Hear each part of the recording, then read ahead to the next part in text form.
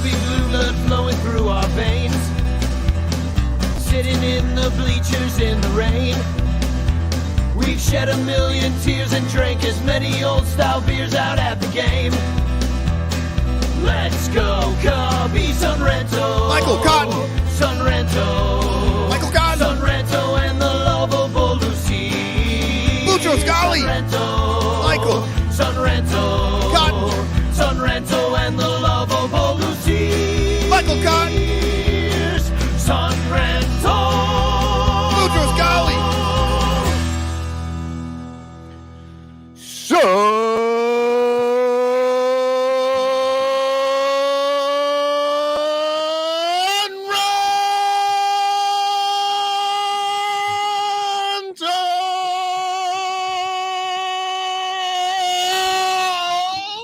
Oh, see? It looks like you've healed from the COVID.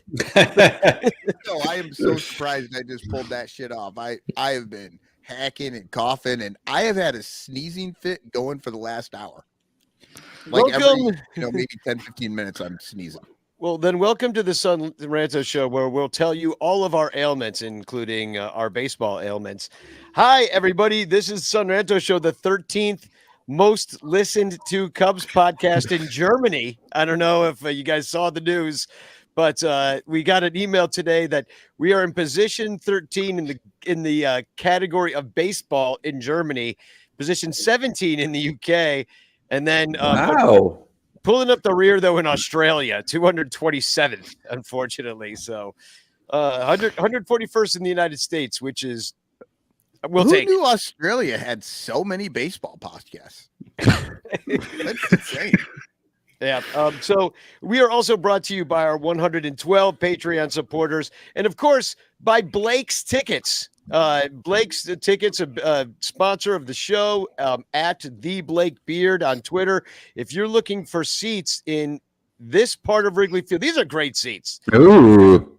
Yeah. I love the third baseline. They are good seats. Third baseline, and he's like right on the aisle, and I think he's towards the top of the row, so easy in, easy out, and there's Blake enjoying the game right there from his seats. But those are excellent seats, real close to the action, right behind the Cubs dugout. You can see everything from there. But notice they are dressed like it's winter, because at this time of year, that is some shade right there. Yeah, well, this is from opening day this year, and it was a little chilly there. And I am joined by Infield Fly Girl, my co-host, and also Michael Cotton, who you heard scream in your ear. And also tonight is because we're recapping Brewers and Reds, we've got Eric Wielo, exalted Brewers fan, and of course Billy Devore, both very funny comedians, and he's from the new Nasty Boys podcast. And we figured we just like chop it up about the series. Hashtag chance in the chat if you'd like to win. What did I do with the chance postcards? I got one here, but the hashtag chance in the chat if you'd like to win a Frank Chance postcard sent to you by me. I can't find one. Here's one. Here's one I already. This is a filled out one. This one's going out to Anthony Hutfless because I've got it all stamped and ready and written out and mailed and everything. But so yeah, and you could and also I had a contest on Twitter, and I figured we'd start with this. We are going to give away Cubs tickets to Monday because I bought tickets to Monday. This Monday? Wow. And I bought tickets to Monday, and I realized that I could not go to Monday and that I should not have bought tickets to Monday. So instead of just, selling them on some ticket app or, I'm like, let me do one of those things where if you follow at Son Ranto Show, you could win the ticket. So I did that, and a bunch of people participated. So I'm just going to present my I'm going to share my screen here. We're going to give this away on this wheel of names. Can you see that? Not yet. No. Oh, that's right. I gotta share it. So here we go. I'm going to share the screen here, and one of these lucky people is going to win Cubs tickets just about now. And I don't know if that's really a prize though right now, because this is a 500 team, and it's cold. And the win. See, this guy deserves to win. Da Cubs, man. Like Cubs, man. not Cubs man. I mean, you know that guy's been on Twitter a while. If you've got the Cubs man as your, it's like our friend Cubs fan. Like, how the hell did he get Cubs fan? Like, just the first guy on Twitter. So, congratulations to Cubs man. You win. He will not be having a case of the Mondays. No, but you might be having a case of bronchitis after sitting in the cold, possibly pneumonia, because it still hasn't quite warmed up yet here. But and I also wanted to point out that we still have Patreon prizes. Nobody claimed the Patreon prizes from last time. They both said that they do not want prizes, so they are back in the kitty. This is Double Terry it, give it E. to the next guy. Terry E. actually has a great idea here. Tickets to Monday. Oh. Sounds like the name of a Bleacher Bum band album. It may be our third album. It's like a third album title. Right, Yeah. but I love that idea. Like, tickets to Monday. Yeah. Right, you'll have to write a whole song for it, won't you? So, and Jeff Berta, I'm Cubs fan on Twitter. Yeah, one of the first ones on there. And we are still giving away this Matt Kammerer print of him in front of the Venezuelan flag. And I'm going to see Matt on Friday. We're going to sit in the bleachers together and freeze our butts off out there. So it should be fun. But shall we talk about this? Let's talk about the Brewers series, because this is the order that it all happened in. Billy, sit tight. We'll get to the Reds, who spanked us one game. But opening day, Cubs have their way with Marcus Stroman, and they had the one inning, and they were able to score on your quote unquote ace in that one inning, and it was an incredible start to the year for the Cubs, and unfortunately, it's all gone pretty much south from there. It's from opening day, but we could start with the good news. I mean, what do you guys think? I mean, tell me about your opening day experience. I know Michael and I already kind of talked about that game and stuff, but were you, Eric specifically, were you like pretty disappointed? How bad you hated it. Yeah, how bad did you hate that opening day situation when we got Dansby Swanson 3 for 4? When we're like, you got your ace out there, and he can't handle it, and he can't handle the paltry Cubs lineup. Well, here's the thing. I mean, it was 30 degrees outside for that game. It was a cold day. Chilly. It was a cold day of baseball. I'm surprised you guys didn't cancel the game, due to inclement weather, which you love to do as Cubs fans. You're like, what's that? Drizzle? All right, we'll cancel it. We want a rest day. They cancel games against the Brewers when they can actually enjoy the day. Exactly. They're not going to do it on a fucking 30-degree day. They're going to do it in when it's in the 70s and they can go to the lake and hang out. Yeah, take a boat out. For me, I was like, all right, we got Corbin Burns going. He's pissed off because we shorted him in arbitration by $700,000 on a $10 million contract.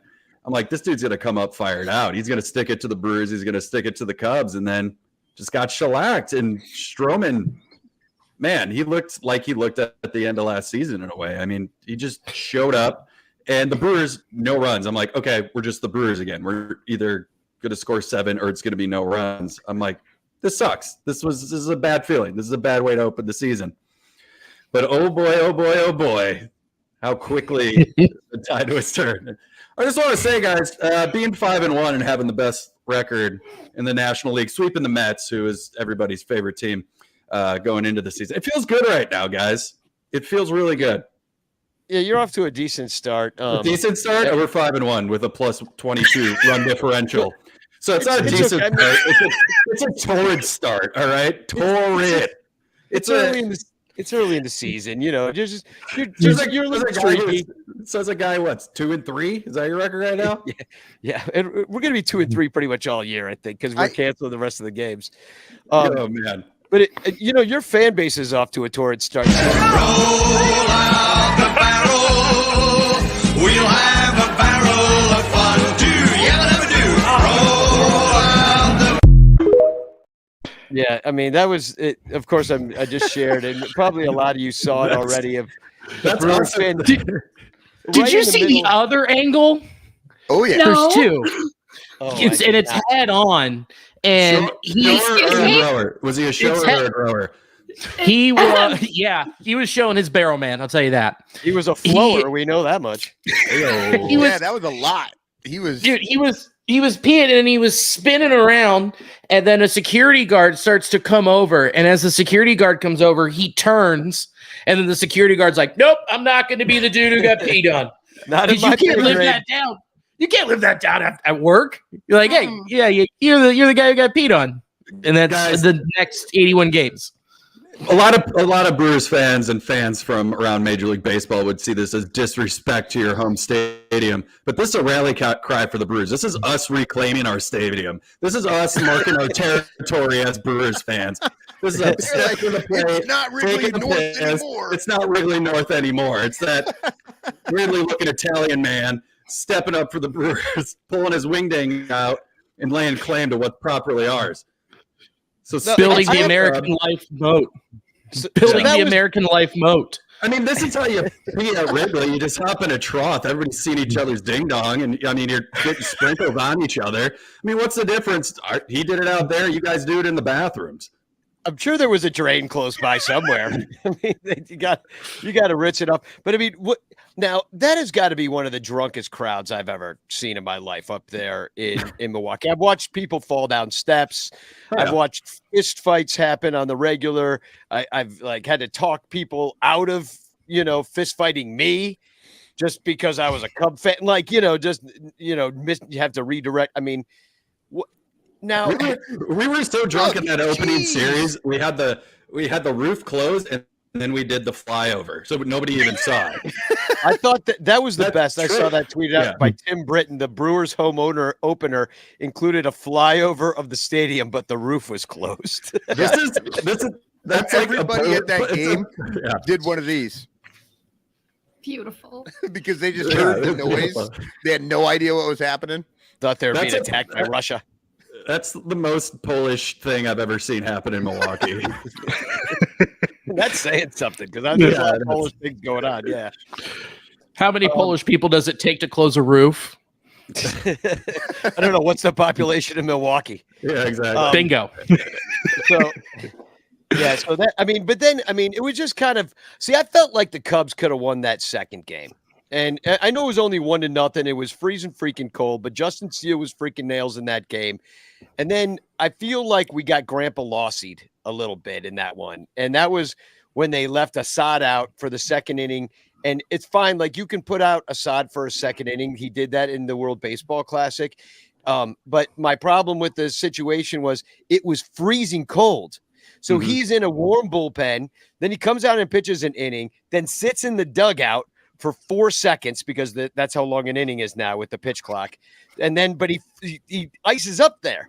So the moment he comes out and he gives up a hit, and he gives up a walk, Grandpa Lossy had nobody to throw out there and he had nobody warmed up. And so he was just like playing a moment behind. And we complained about that. And we're going to talk about it later in the show. Is Grandpa Ross a good manager? And more and more, when it always feels like he's playing from behind in that situation. But then the thing that really killed me in that game was the defensive replacement for who started in right in that game. Was it Wisdom? In the Saturday game. Anyway, the defensive replacement was Miles Mr. Boner, who's an infielder. And they have him in right field, one of the toughest right fielders to play. He's never even been out there. He's brand new on the team. And they put Mr. Boner out there in right field. And he pulls up short on this ball. And I got a picture of it. It's like basically as the grass is cut, it's one square away. The game was tied. He catches that ball. If he lays out, maybe catches that ball, that game remains tied. But instead he pulls up short on it. And, I don't know. That was the game right there. Then, well, honestly, it's not even laying out. Just keep running. You're close enough. Keep running. Put your glove in the air. You're going to be close enough to catch that. Sometimes these guys lay out or they do jumps and stuff like that when they really don't need to. I think he could have just kept running on that. Yeah. And the other thing except for the fact that he doesn't know what he's doing. so that found that freaking exactly. He doesn't know what he's doing out there because he's not a freaking outfielder, Yeah. and he shouldn't even be on the team because there's like guys called like Patrick Wisdom that could play right, and he's already he's hitting really well. Mr. Boner's batting under 100. Like There's guys named Mike Talkman that can play that position. Yeah, There's guys named Jason Hayward who could have played the position. And God, he's just out there hitting dogs for LA, like Yep. no Hey. problem. Swing fixed. I was supposed to Swing- never have to swing hear that fixed. name again. We now have You know- a glove first center fielder instead of a glove first right fielder. And we're paying And for we're both. paying of them both. And we're paying them both. My big So- surprise in this series was you guys didn't boo William Contreras nearly as hard as I thought you would. And I don't know if it was different in the stadium, but it didn't sound like he got any heat from Cubs fans. And then he goes Why out would you boo and William? hits it. What's that? What? Yeah. Why would we? Why would we William? boo William? He didn't do anything. Because he's his brother. I mean, well, what? Your hatred is so petty and it goes so deep. I figured you Cubs fans, I expected more out of your pettiness to attack the brother of a man you now hate. And then he goes out, he whips a 2-run RBI single and puts us up and wins that game. I mean, maybe I'm underselling you guys in terms of, how shitty you can be, but I expected tell you- more. Wielo is just like, if I don't like you, I don't like your brother, I don't like your mother, I'll fucking burn your Exactly. house down, I'll kick your cat, I'll fucking piss on your dog. Yeah. I mean, I was, this is Milwaukee here's- logic, I guess, as somebody said, but I mean, here's the issue. I don't think Cub fans really care about this team that much. And I okay. right now, I really don't. I don't think we're that into it. I mean, you look around, they don't have too many exciting players on the team. They haven't gotten off to the hot start the Brewers did, so people didn't just automatically get false hope. Instead, they lost a couple games that maybe they should have won. Like Billy, I mean, I feel like the Cubs, after you scored 3 in the first on the Reds, you're figuring you might have a good shot at that game. But no, it's just like, and they were up on the Brewers, even though it was only 1-0 in that second game. And then the third game of it, beautiful day. And Tyone just goes out there like he never pitched before and just was absolute dog crap. Then you got Merriweather at the end of the game with a 75 earned run average, can't get a freaking out. And I mean, look, what are we looking at? We just got our asses handed to us at the third game of the season by you guys. And it was like 9-2 at some point. I'm sitting there. It's my first game in the bleachers. And I have to watch this crap. Merriweather's jersey number is 66, and he had an ERA higher than that. Yeah. So yeah, it just was like a rough series. And after such false hope for opening day. But I do have a question for you guys. You guys are you familiar with the Saturday Night Live sketch of like the cheeseburger, yeah, no chips, Yeah. Coke? All right. that's the burger place on the pier, right?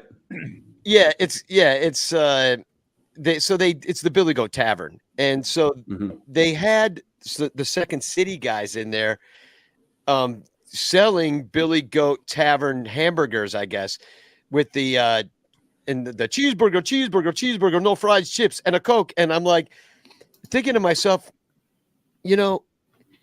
what is, there's nothing relevant. I mean, Billy Goat Tavern's It was 50 years ago. it's a 50-year-old Saturday Night Live sketch that the Cubs are Guys. like, oh, dude, the kids are going to love this. We'll bring back this thing that nobody remembers that much. They might know Billy Goat Tavern, but they don't even know that sketch. Another classic example of Cubs fans living in the past. This is just another one. Once again. It is. So go ahead, IFG. Oh no, I was just gonna say it's baseball in general. It's obsessed with the nostalgia, except like all of our people who are referring to all of these nostalgia things, like they're all the same people who were being nostalgic 20 years ago. So now we're just being nostalgic for things that were 40 years ago. Mhm. And like I wasn't here then. The And like I'm already baseball old. Come on. the dichotomy of the whole thing is that we're obsessed with shit that happened 50 years ago, and also children that are playing in fucking South Carolina. Yes. Nobody gives a shit about what's happening right now on that field. Like they're just Not like a damn whatever. We're 5 games in, and you've already put up the white flag, man. Come on. No, I'm saying, Like, but it's This is great. truth. like This is awesome. It's 2013 for me, you know. Like we're coming off of a really shitty season. There's not a whole lot we're looking forward to in the near future. Like maybe a few years from now, we're gonna be competitive. Like, I not like blowing how my Wielo skirt up. acts like this is the first time he's ever been on this show. He's like, why are you Like, guys Matt- dissing on your team? Five. Like that's what we do. No, I got everybody on here. On this team 5 months out. I got everybody in the chat calling me petty because you guys didn't boo William. Well, you got nothing to do at the games. You're not cheering for the team. No, they have plenty to do. They're making cup snakes. Yeah, we got new beer bats that we're sword fighting with. Oh yeah. Yeah, those are a bigger hit than that's happening on the field. Apparently, We gotta figure out bleacher beer jousts. The one thing Yeah. we're not doing is pissing in the concourse. That's true. we're reclaiming We our have props for territory. that. All right. Yeah. Also, be more entertaining if you were pissing in the concourse. I mean, I can't. The Cubs concourse way too small to do that shit. You try and piss in a Cubs concourse, and you're pissing on like 80 people. Sounds great. Put your mind to it. I couldn't believe how much room that dude had around him in order to do that. That will not happen at Wrigley. You go down underneath and you're around the vendors and shit. It is fucking wall to wall. You got to get in the right side or you won't be able to make it down the way. What, do you think that he just planned to have that much room? It happened when he pulled it out and started peeing and parted the Yellow Sea. Like, no, I think It's true. in Milwaukee, if the Cubs aren't there, there's just always that much room. Was that opening day or just opening series? No, that was opening day. That was people. That's so funny. People. It's like 11:30 in the morning. That guy got drunk at 6 a.m. at a bar. He took a drunk bus to the stadium, or he started in the parking lot. Probably 6th inning. He's like, "Fuck it, I'm going to take a piss." And there's plenty of bathrooms. I'm like, Yeah, no, there's like, is this a modern stadium. Is this a water bottle? Is he trying to create a TikTok video, a TikTok moment? No, he's letting it rip, buddy. a little piss talk. And it doesn't make sense because he'll probably be banned for the rest of the year. And unlike you guys, we want to stick around for our games. So Really? Only the year? Only the year. Yeah. It's not like a lifetime ban where they put his headshot. the guy that Even got the front tackled office at the is Dodger too drunk game to doing remember anybody longer Yeah. than that. the guy that got tackled doing the proposal at Dodger Stadium got banned for a year. And he got tackled. He got decleated. That was a year. What's worse? He did. That dude did. Got his ass beat. It's a little unnecessary too. I thought I was like, he's already on the grounds. It's it's like they just wanted to tackle him, like because they knew they could. So they're like, let's cream him and then let's see how hard I can. But you could break a guy's neck though. Right. I think he In ended that up with a moment, that concussion dude or was at the something. most docile Really? he'll probably yeah. ever be in his life. He's asking a woman to be his wife. He is not thinking in any way about aggression or anything. You could have just walked up and put your hand on the guy's shoulder and been like, sorry, Yeah. dude, Yeah. you're done. Yeah. Instead, those motherfuckers went down into a 3-point stance. Somebody yelled, and they fucking drilled him. He headed his ass. Well, Yeah. they're in LA, so that both of those people, that's now in their acting reel. So It pretty is. cool. True. Yeah. Once you become an influencer like that, you got to capitalize. My they form a team, and it's literally just that guy goes out like he's on improv, and then the other dude just tackles the shit out of him wonder if we every could- show. Can we hire that guy to do that to Nick Madrigal so he doesn't play on Oh, the boy. team anymore? It's be like, Yeah, he's, hey, yeah, that security guard's already on Cameo, so you can hire him. Birthday wishes. Birthday wishes, shoulder to the face. What if they just tackled the guy and he exploded and it was just like pink smoke and it's like you're having a baby girl. It's a gender reveal. And then there's half another of forest California fire. burns Yeah. down. Explodes like Randy Johnson's dove. Having a bird. Oh man. Did you guys see the other person at opening day? It was like two dudes out on the concourse smoking, and one guy was just talking to his buddy. His hat tips back, he leans, and then falls right on his tuchus. Just complete tank. I was like, yes, Well, I we need saw- Real Brewers opening day. There was a guy opening day, and I don't have the picture to bring up, but he had it was on my Twitter. He had a pretty bad fight with a sign.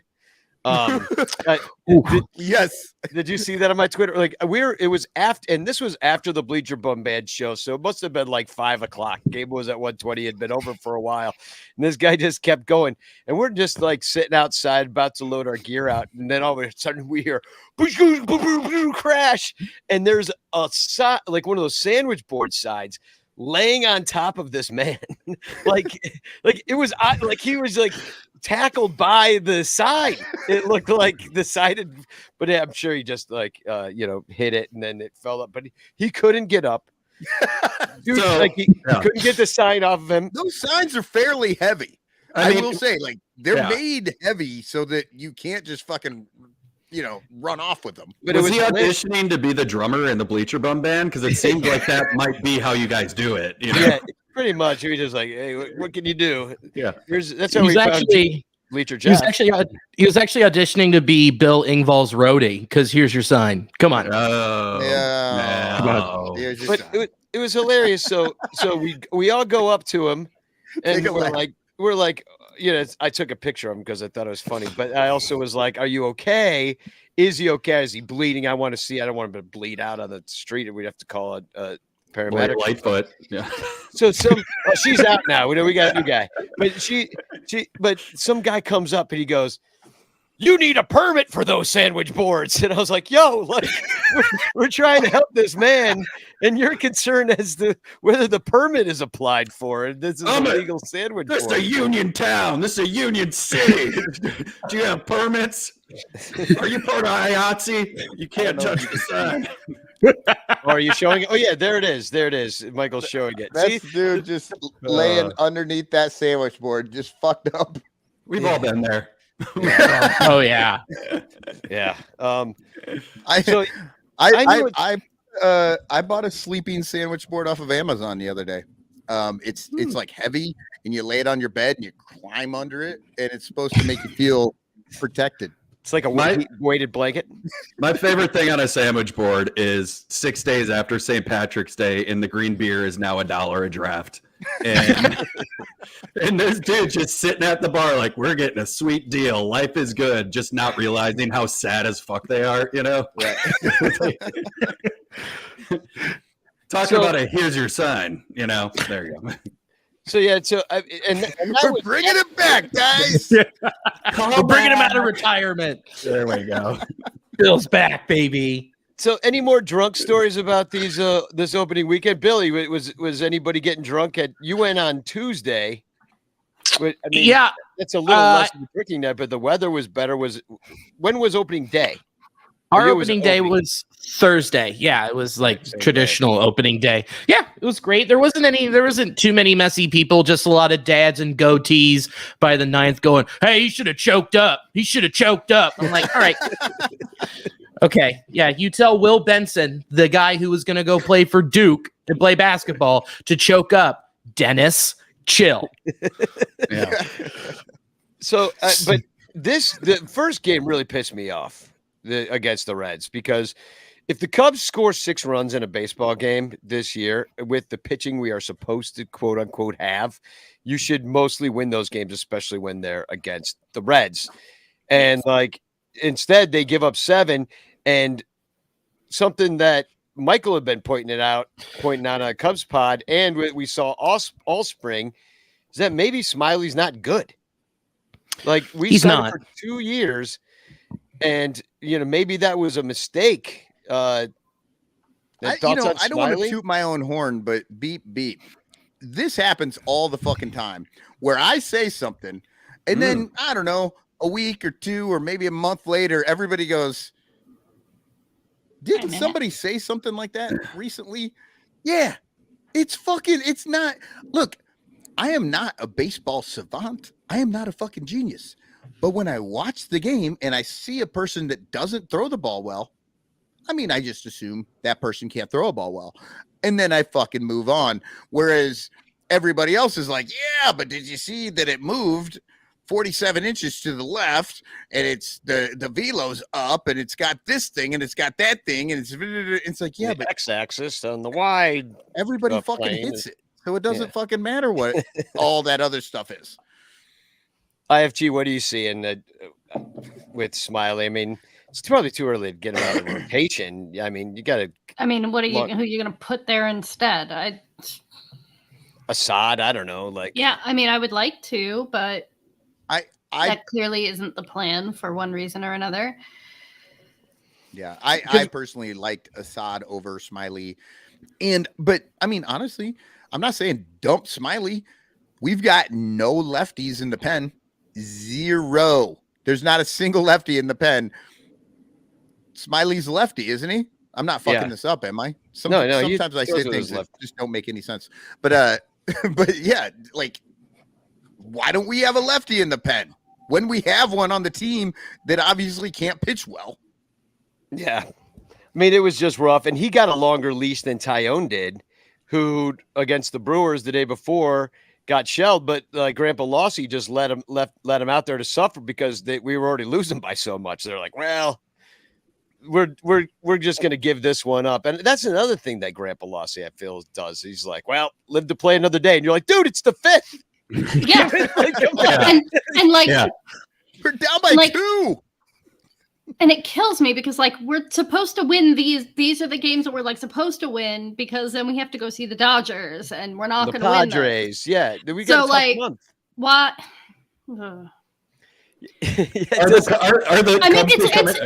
It's particularly frustrating because even the game that we won against the Brewers, we didn't win that game. The Brewers lost that game. That's what happened. Thank you. We didn't win that game. They lost it. No, I accept your apology. No, I will say the Brewers did fuck that game up. Adames himself with that he threw that one ball away for no fucking reason, and then he was late tagging second base. He got the ball 4 feet away from it. Yeah.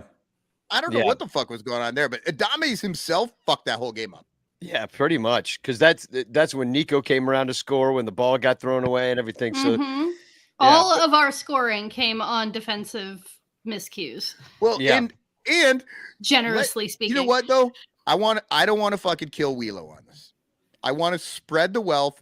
Because the Reds fucking sucked in the field too in the game that the Cubs beat the Reds. Because that's the game Billy was at. I think honestly, that's the winning program for the Cubs. Make the other team be terrible in the field, and then you should be fine. Well, also because Reds were just dunking little stupid hits everywhere. In that first game, it's the Cubs were hitting the ball hard, getting their hits and runs seemingly a little bit more aggressively with decent hits. And the Reds, and I remember them doing that to us last year too. They just dink and dunk and these balls are falling in and we had a much worse defense last year. And so this year it's better, but they were still doing it and still dinking and dunking because now we don't have the shift and we can't be standing there anymore, out in short left field or, I love how everybody acts like the shift's gone, so now we just have no idea where the ball's going. Yeah, exactly. No, you don't. You can still put a guy there. There's no rule. The fucking second baseman can play 3 more feet to his left if he really wants. Then as soon as the ball's hit, he can shift on over and go over the bag. Yeah. Right. No, I don't get it. I don't understand. It's so funny how this is working right now because all of us, every fucking rational human being was like, well, you start the shortstop really close to second base. And as soon as they start to pitch, then everybody shifts during the pitch. And then you're right there. And everybody in baseball goes, I mean, I guess he's just got to stand where he stands, right? Yeah. Tradition. And they always pointed out too, they point out every hit that would have been picked up by the shift, every announcer on every broadcast like, that would have been an out last year. Exactly. And the really pissed me off things that wouldn't normally be outs in the 7-6 Monday game is, Patrick Wisdom gets hit right in the hand. Yeah. He stays in the game, so I guess it's not that bad. But then I believe it was the 7th inning with 3 balls on him. I think the count was 3-1, and runners on first and second, I believe. They had Grandpa Lossie had Patrick Wisdom, one of our best power hitters, who's off to a torrid start. He hit 2 home runs the day before in the loss against the Brewers, for example. Like, that's kind of what the week that Patrick Wisdom, he had a 2 home run game the day before. And then the next day with the runners on, you take the bat out of his hand with the 3-1 count and you have him bunt. He pops it up. Pitcher catches it, I believe, or was it third baseman? No, it was the pitcher. It might be like ever since. Do you remember the bases loaded bunt from a few years back? I wrote a song to JD's Got a Gun. Bases loaded bunt.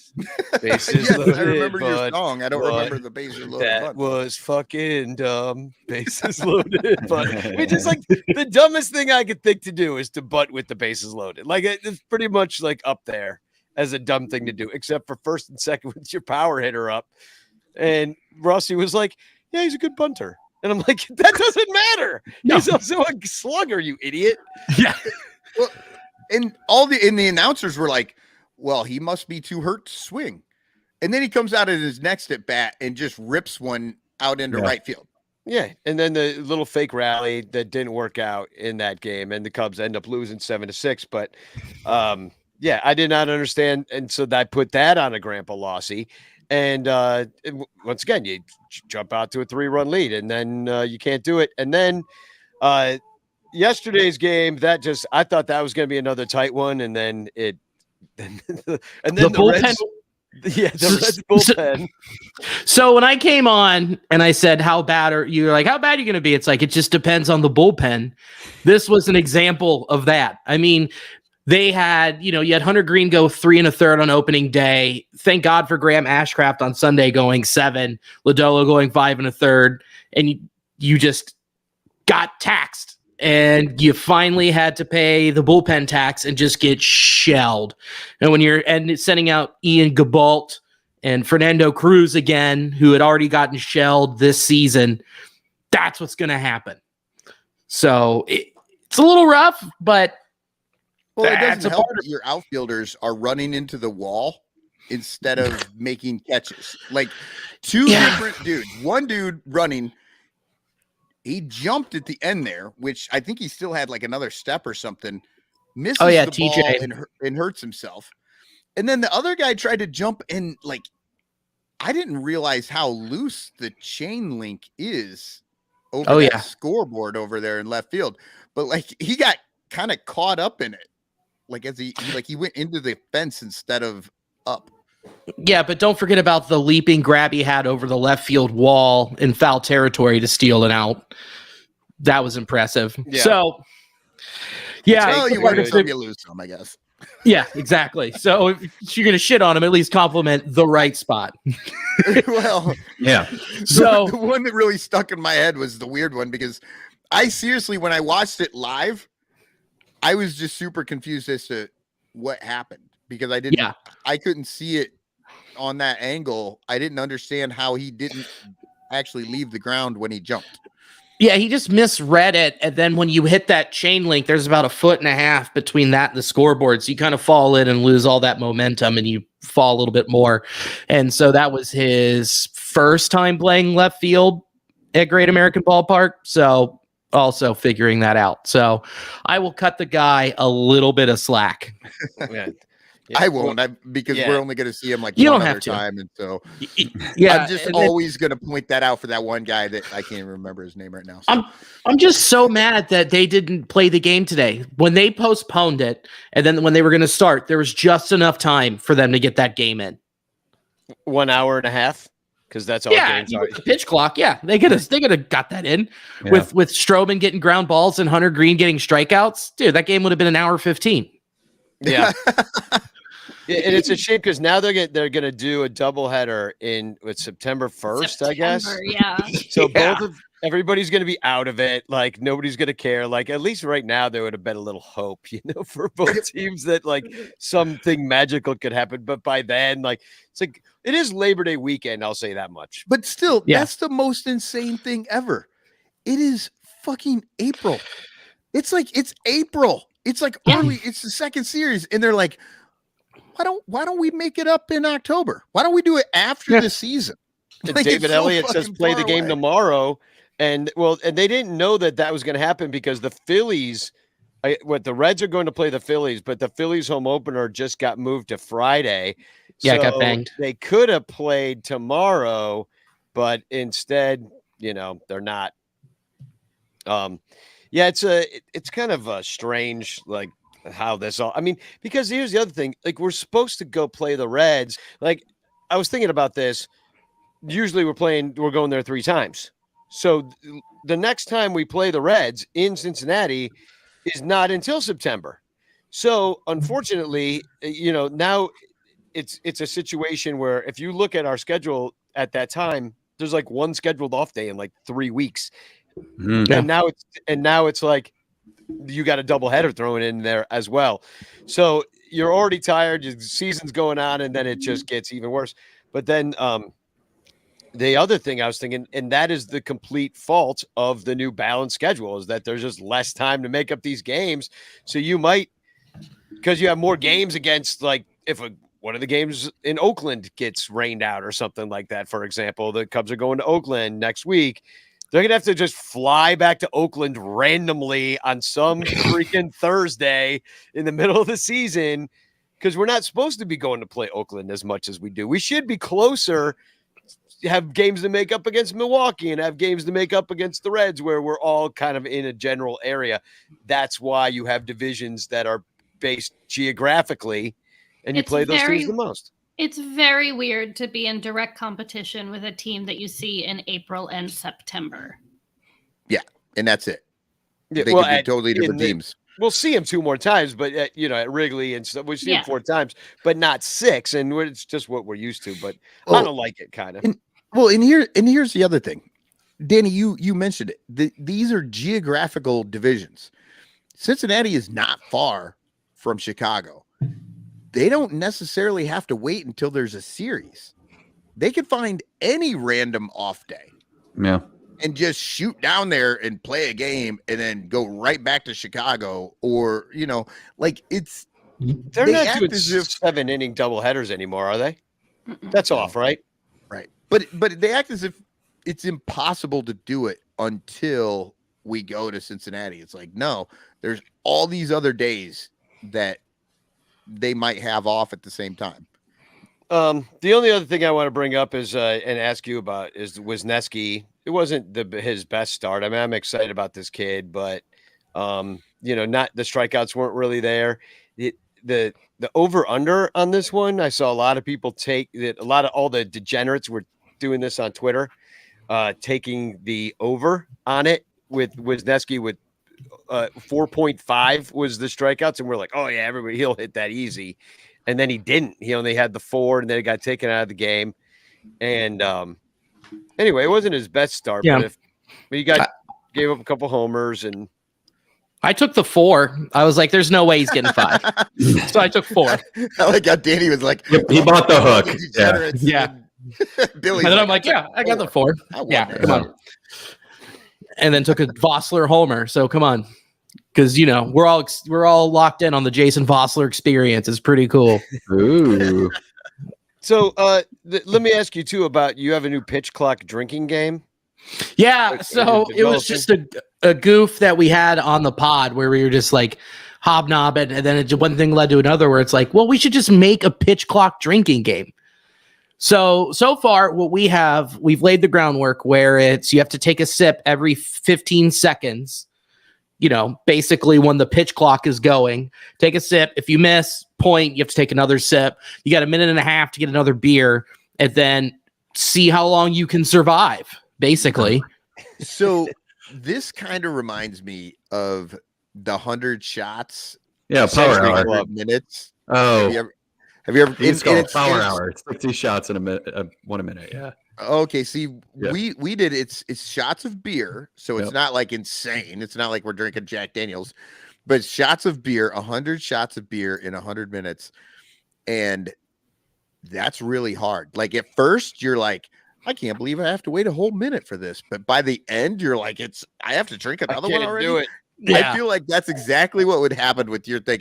Every like 15 seconds, holy shit!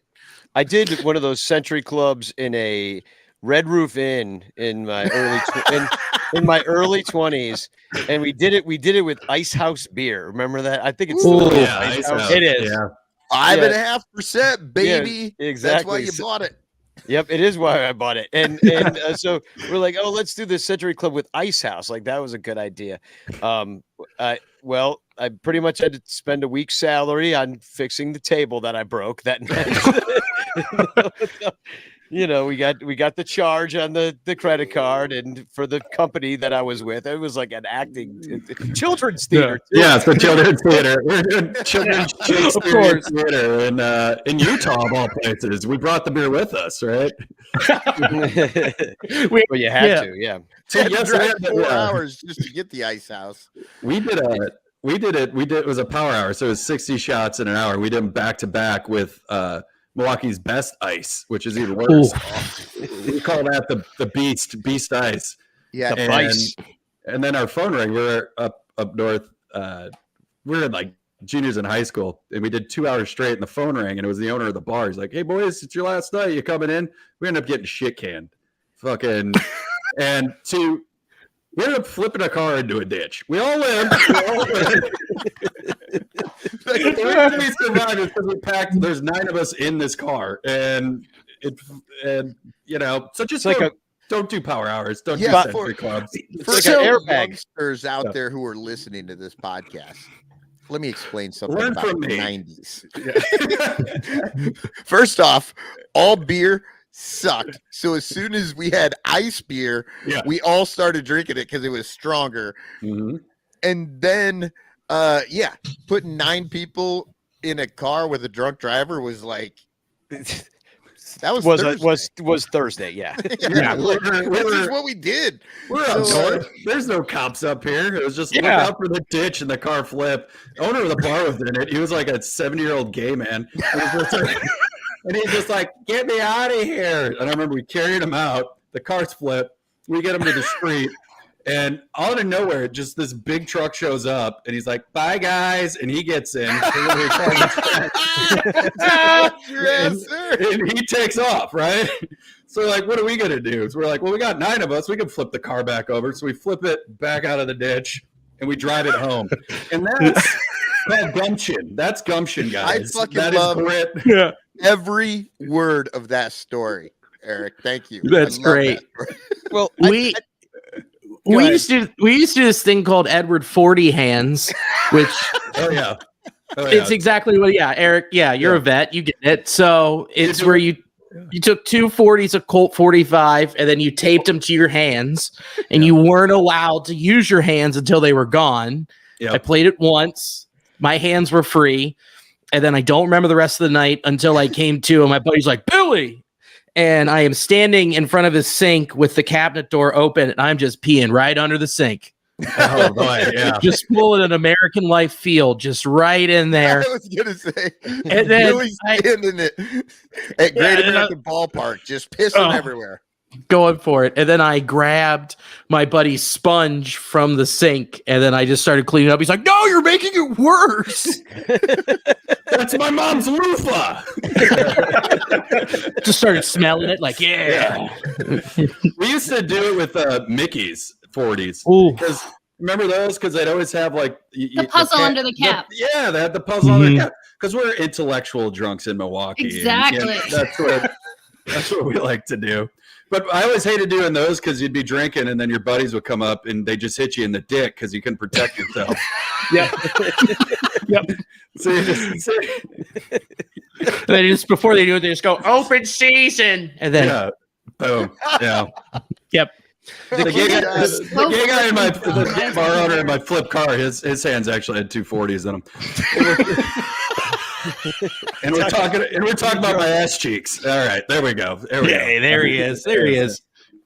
The kids are doing the blackout rage gallons, the Borgs now. You hear about this? The Borg. Yeah, I want to do one. Kids are still doing crazy shit like that. Well, can you imagine? Have you heard about this one where they take a tampon and they drop it into vodka and then they shove it up their beehole because they're into the butt stuff and they're sex positive generation and apparently I like how everything you said, but you were really concerned about saying butthole. Yeah, so you eased us into that one.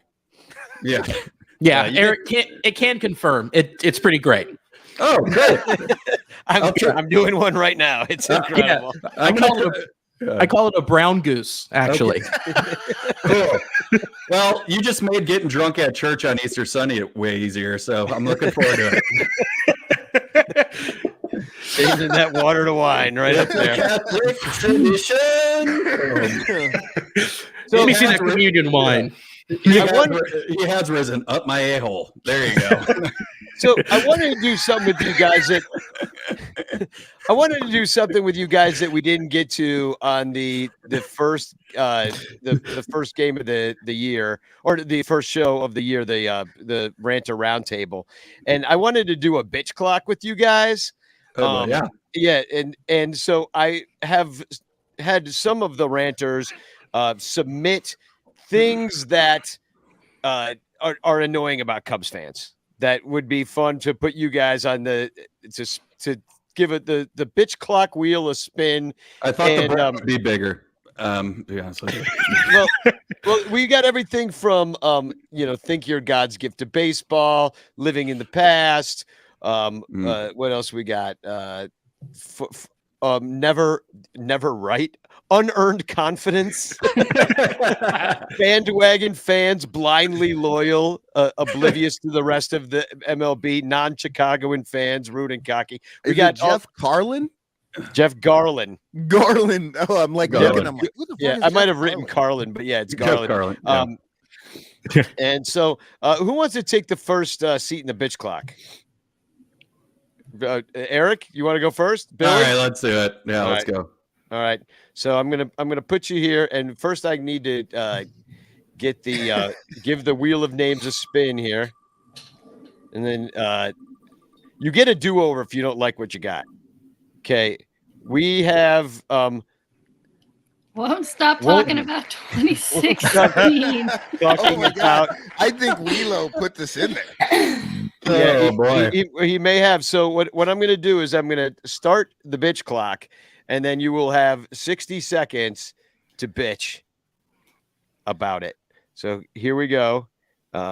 Is it starting? No, it's not working.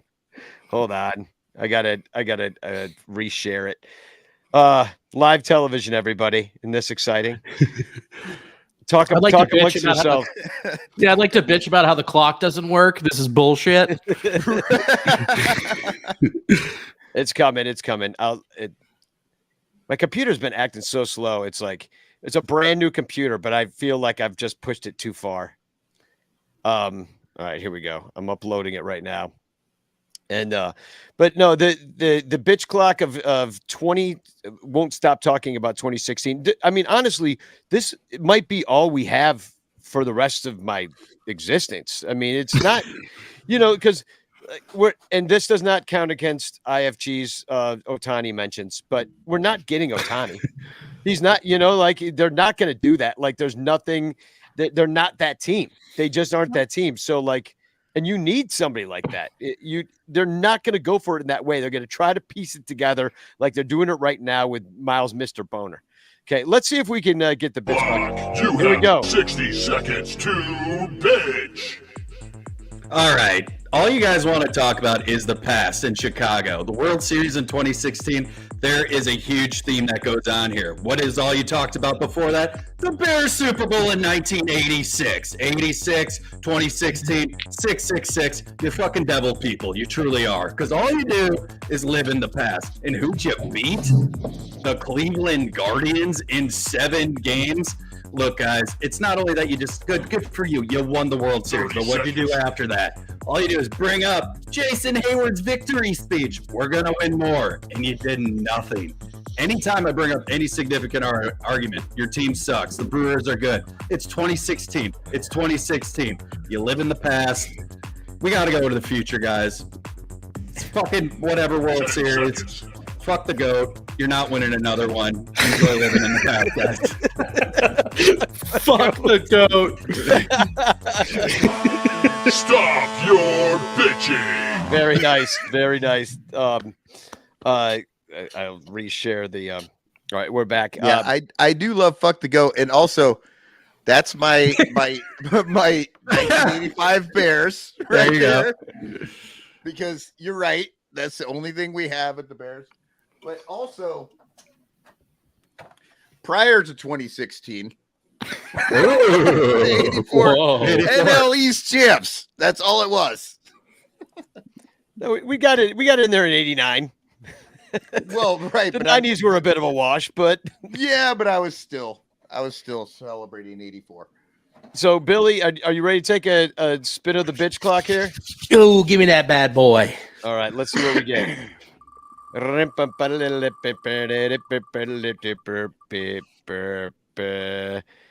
You get Cup stay. cup snakes. I love the cup snake. This is going to be a problem. Yeah. You want a mulligan? Maybe You want a mulligan? maybe it's a Give me a fan mulligan. clock. Nobody tells All right, you what you all right, have we're to going say. again. We're going again. You get one mulligan. I'll take it. All right, here we go. This is kind of the same thing. Oh no, wait. Nope. Now here we go. We think we are God's Oh, gift Oh, yes. to baseball. Oh, this Good is God. perfect. All right, here we love go. Clock, you have 60 seconds to bitch. Okay, so y'all think you're God's gift to baseball. Okay. You think it's a gift to be the lovable losers? Okay. You think it's a gift to win one World Series in the past 1,476 years? Okay, good for you. Oh, we're just going to stand out in the bleachers and we're just going to drink and build a snake because we just can't watch what's happening on the field because we're just God's gift to baseball. Get the fuck out of here. Come on, if you were God's gift to baseball, he would have killed you because he did the same with his only son. Come on. This is ridiculous. Oh, come on, God's gift. Really? Did he? Well, he made you guys wander longer in the desert than his own people. Come on. God's gift of baseball. Get the hell out of here and get out of my ballpark, you gift. Very nice. Stop your You just bitching. brought up like Easter week. You went biblical, Yes. and I loved it. Yeah, very nice Thank job, you. everybody. Thank you. Yeah. That was fun. Yeah, I love the bitch clock so much. We were talking with Johnny Onomatopoeia about like turning it into an entire man on the street game show. Oh, yeah. That'd be awesome. Yeah. It really I would. Because there's lots of things that people like to bitch about, not just our baseball teams. There's a category after category of bitchable offenses and grievances that humans may have. Well, we just wasted a perfectly good hour of your time and everybody's time on here. We still got more show to do, so we're going to take a commercial and we'll let you guys go. But thanks for coming on. Unless you want to hang out and talk about the stupid Cubs, but yeah, but thanks for coming on, you guys, and great job on the bitch clock, and we'll do it again real soon. Well, not soon enough because we don't play each other as much anymore. Yeah, No, that's true. we'll see you next year sometime. We'll see you in August, guys. Yeah. Yeah. Unfortunately. So, all right. Well, anyway, thanks for coming on. And I guess here's a commercial for Patreon, which you should be a member of. Patreon.com/Son Ranto is how you do that.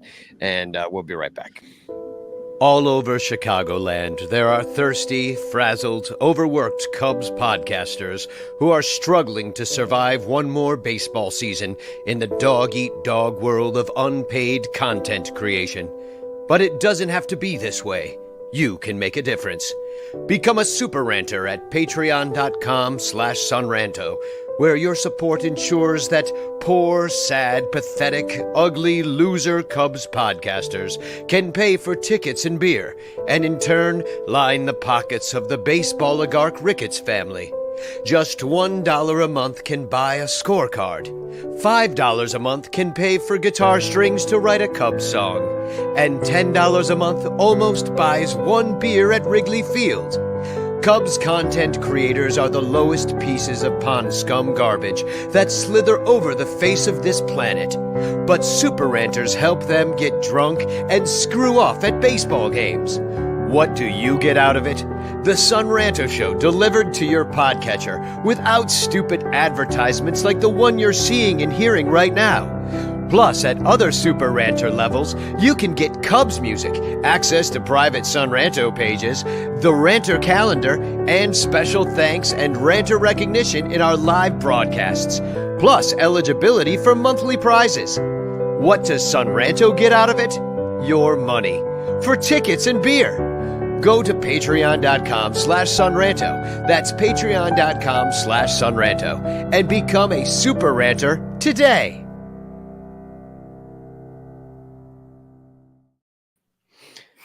Welcome back to the Son Ranto Show, and welcome back to Billy Devore, who we can't get rid of, unfortunately. No. Unfortunately, he's like, nope, I got more to say about how shitty the Cubs are. Billy's like, it's an hour earlier there, so it's like, or an hour later. Yeah, Mhm. an hour later there. 10 o'clock there. Like it's getting Yeah. late. Yeah, I Billy's didn't have anything else on the docket. Yeah, dog. I was like, I'll listen to you guys, bitch. It warms my heart. And we are going to bitch about this team. You'll be able to jump right in. Yeah, we will. But first show we talk about some good things that are happening on this team. We got some rakes, flakes, throws, and blows to get through. So. Today I'm going to show you how to rake.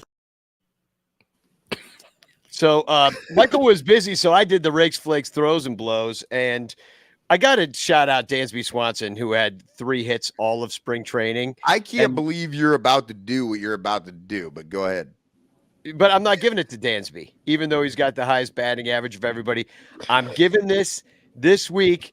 Ian Happ gets the raker because he's got the dong, and he took 7 walks in 5 games.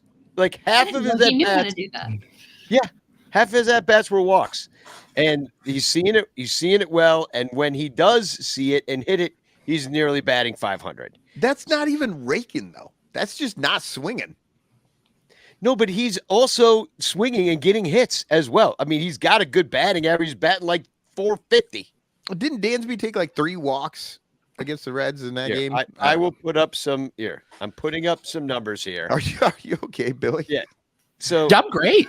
Ian Happ. You look like you had like some hot wings that were too hot or something there for a second.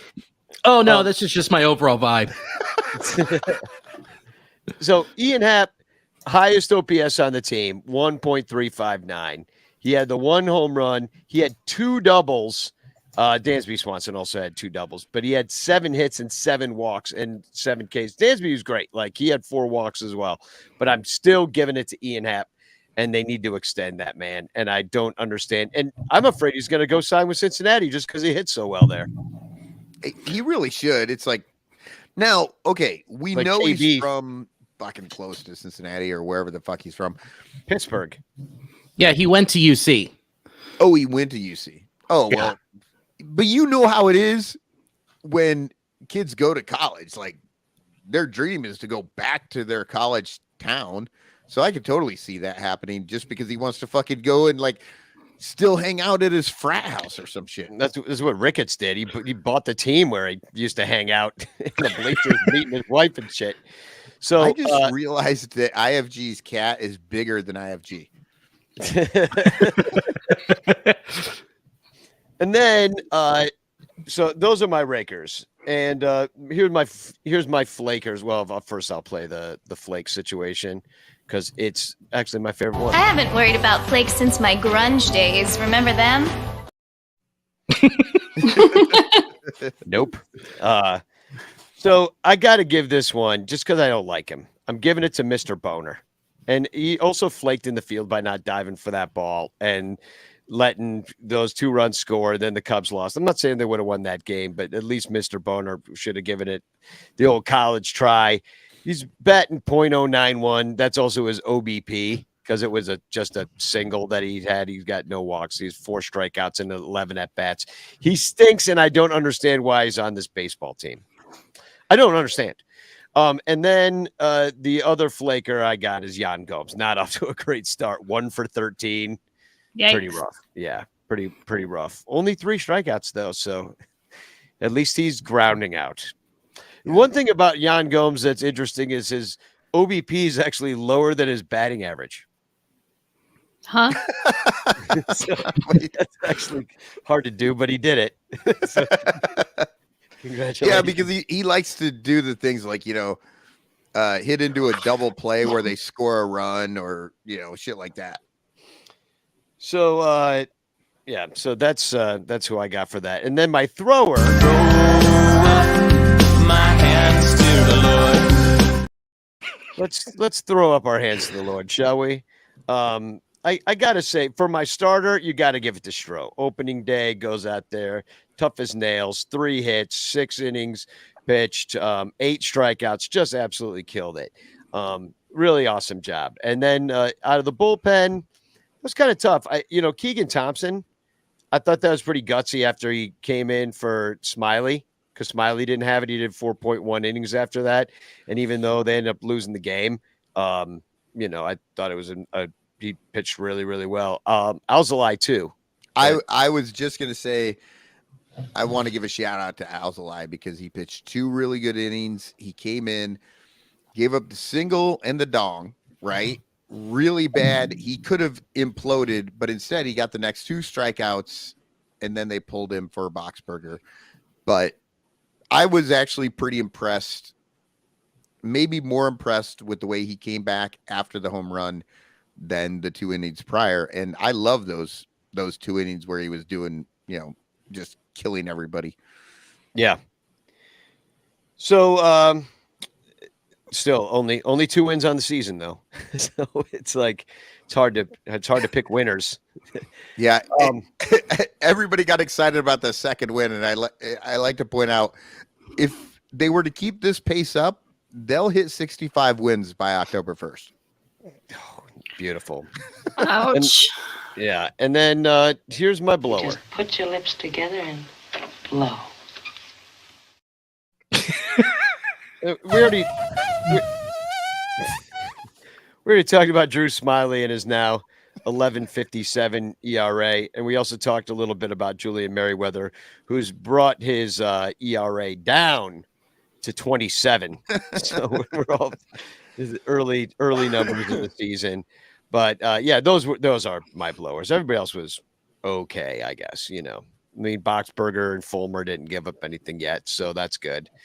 But yeah, those are my blowers, and we already talked about them. So now I'd like to talk about whether you guys think David Ross is a good manager or not, because all right, when he was a catcher and he, won the World Series for us, which we'll never stop talking about.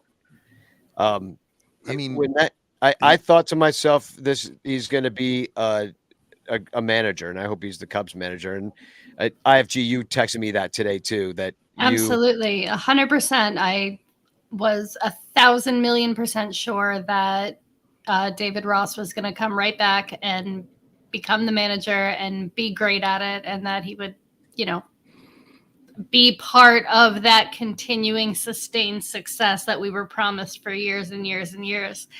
And yeah, not seeing it. No, I can't say that. So, okay. We are tight. We're close watching this team all the time. Right. Yeah. And, you guys are saying like David Ross is a bad manager. I wonder so when I'm watching it, he's definitely not a good manager, but I wonder how much managing he actually gets to do. And I actually want to ask Billy if he has any thoughts about just how management works today. If I'm am I a QAnon fucking freak over here saying like the front office is controlling everything, or is that kind of happening in other places too? Because all I see is the Cubs, and it feels like David Ross doesn't have much say in some of this stuff. No, I mean, every manager is given a card with every situation on it, and they're told what to do. That's the bottom line. And it's a bummer, because then the manager just becomes the first sacrificial lamb, because the front office is like, oh, we got to get this heat off of us. And so they can him.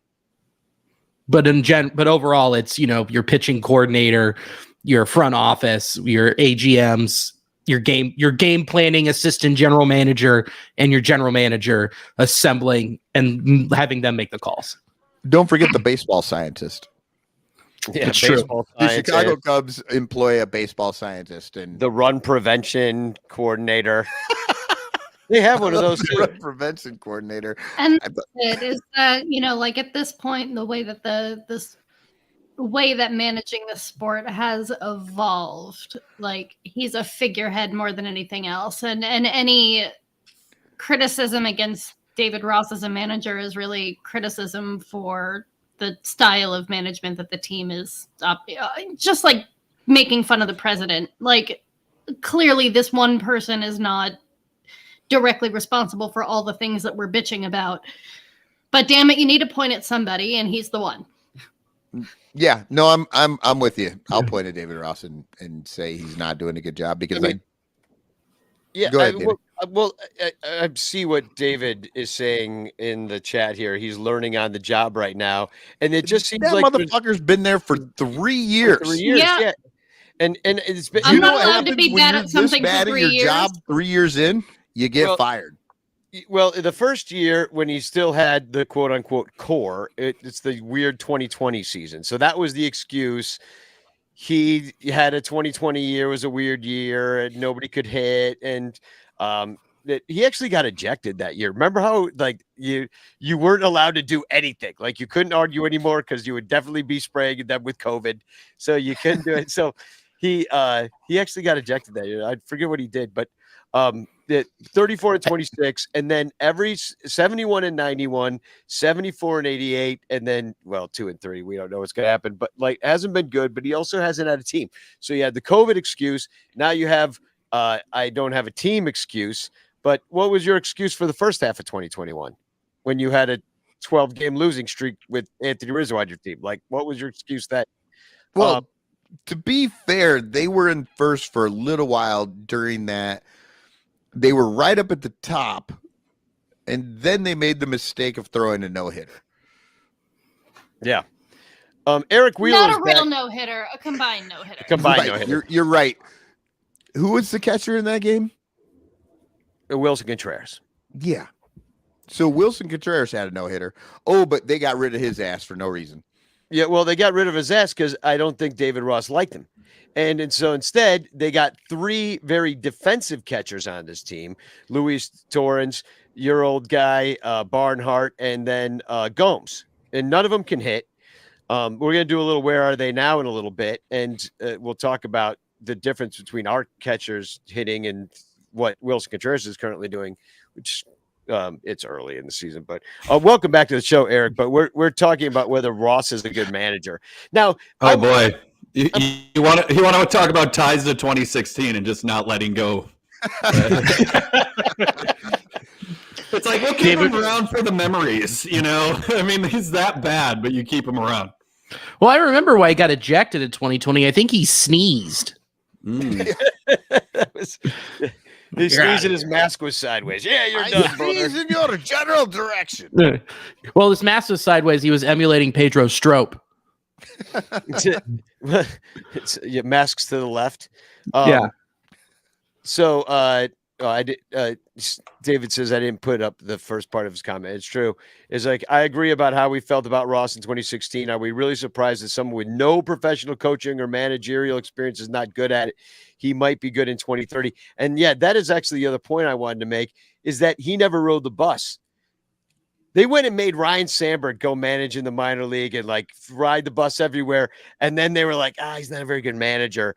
Let's just give him this like hair club weed smoking job. Well, did he go to the? No, he managed the Phillies. He managed the Phillies, and he wasn't good at it. Yeah, right. He wasn't a good manager, and it's just like, I mean, like Billy, you said, like they're just feeding him all this stuff, and I don't think that's so unreasonable that that there'd be a lot of people making at least giving you the information of how to manage a game, but in the game, like what makes me mad is that like that Assad situation the other day against the Brewers when you just didn't have anybody ready.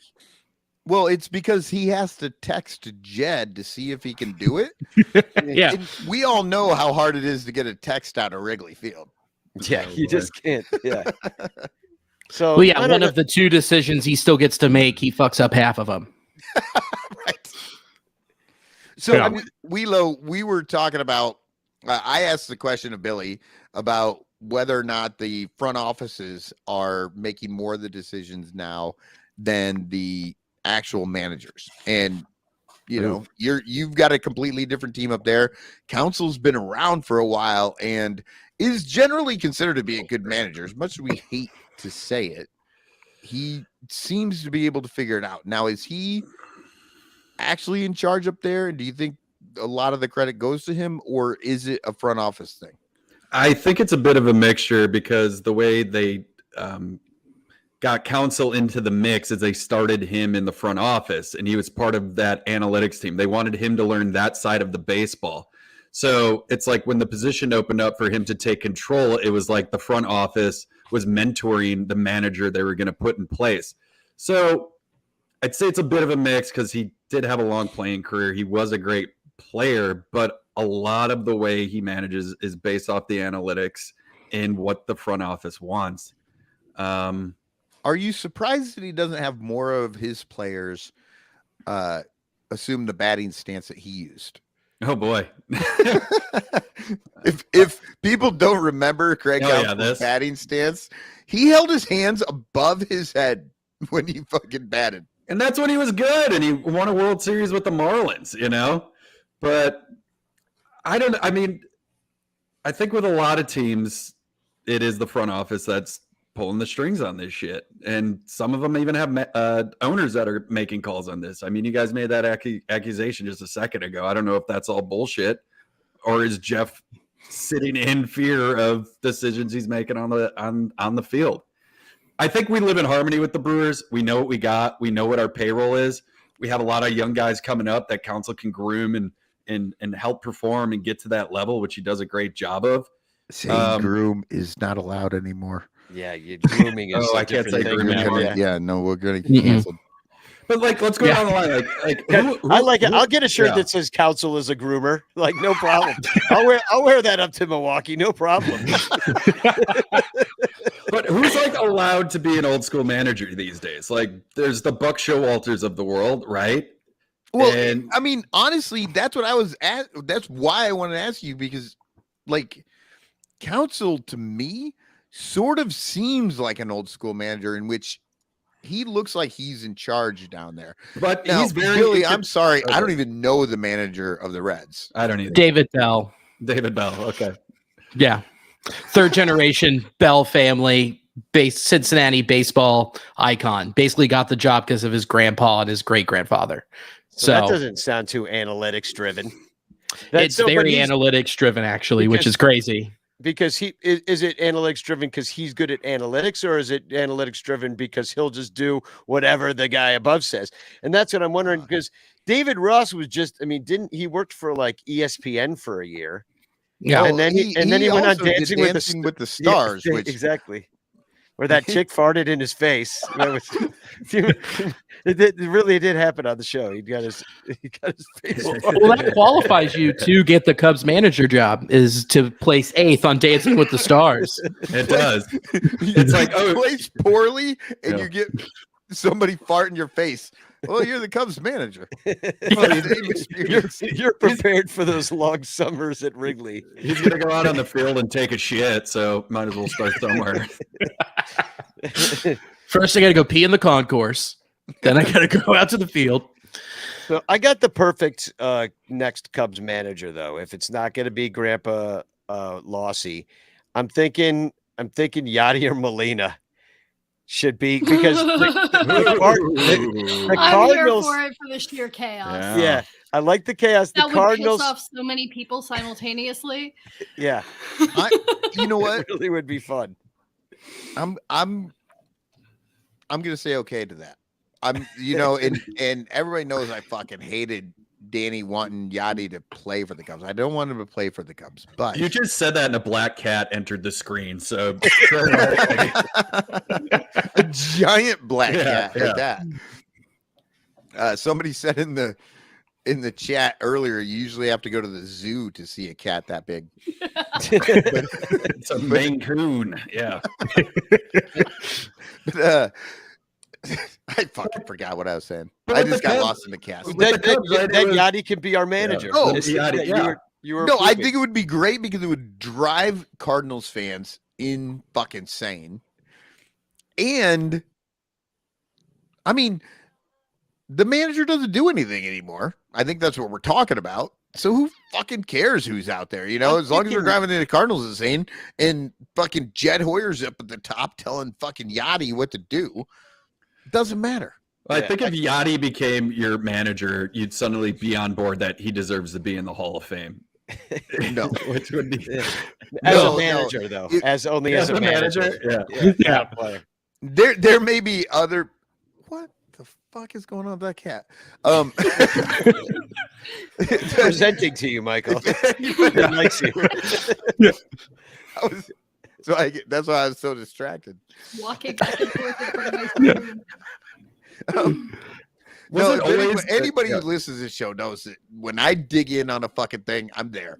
Like, fuck Yachty in the Hall of Fame and fuck Schwarber as a DH. Like, these are things that I don't like. And until I will change my mind if you can, like, explain to me why it makes sense, but it just doesn't make sense so far. Do you think Ross was put in place to continue the push and win more World Series, or to be the guy that could hold serve? Like, you had Dale Swain, remember? You guys made that run for a while. You took him for the Brewers. He wasn't a bad manager, but they just knew that team wasn't going to be great. They just needed a guy that could take the licks and groom it until they got to that point. And then he came in, you got Joe Madden, you won it. Well, in between, though. Yeah, there was one, right? Yeah, in between, we had, God, what was that guy's name? I can't He went and remember managed the either, White but Sox afterwards, and then he got fired from that for La Russa, and Yeah. he just was always the He went to bridesmaid his- guy. He went to his interview wearing sweatpants because he had just had some sort of surgery. So he But do- was like, he but had do you showed, think like yeah. sweatpants and a suit coat? And yeah, this guy here, somebody's it's gonna kill me that I Yeah, can't somebody remember help his us name. out in the chat because Yeah, I'm looking. Oh, Oh, it was Rick Renteria, the 1 year Rick Renteria, 2014. The 70, he led us to 73 victories back in 2014. Yeah, so they fire Svein because it wasn't going well at all, and this was like they were kind of like floundering a little bit after Pinella, Yeah. well, So then the and Mike they Quaid were years? changing ownership yeah, groups. Mike Quaddy. That's it, Quaddy. Like, It was like 2010, 2011 or something. yeah, everybody's saying Renteria in the chat now. Yeah, so Okay. that guy, and he was supposed to be like the new school kind of dude, and that he was going to lead the Cubs to the next thing. He was really great at developing all of our young players that were starting to emerge. Anthony Rizzo was just coming out and stuff, so he was supposed to be that guy. But then Madden just randomly became available, and if you remember, there was like kind of who was it? The Rays were mad and had a grievance. No, and- there was a clause in his Loophole. contract that somehow if they didn't do something by like a certain date or some shit, that he would then become available, and they just fucking blew it. They just didn't Yeah. realize that he was going to be available, and Theo and Jed were clearly reading every fucking contract out there that they could find. Yeah.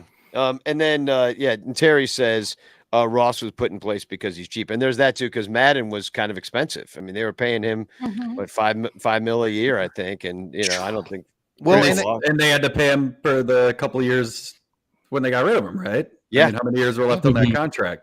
One, I think. One, and then he has like four more with the Angels.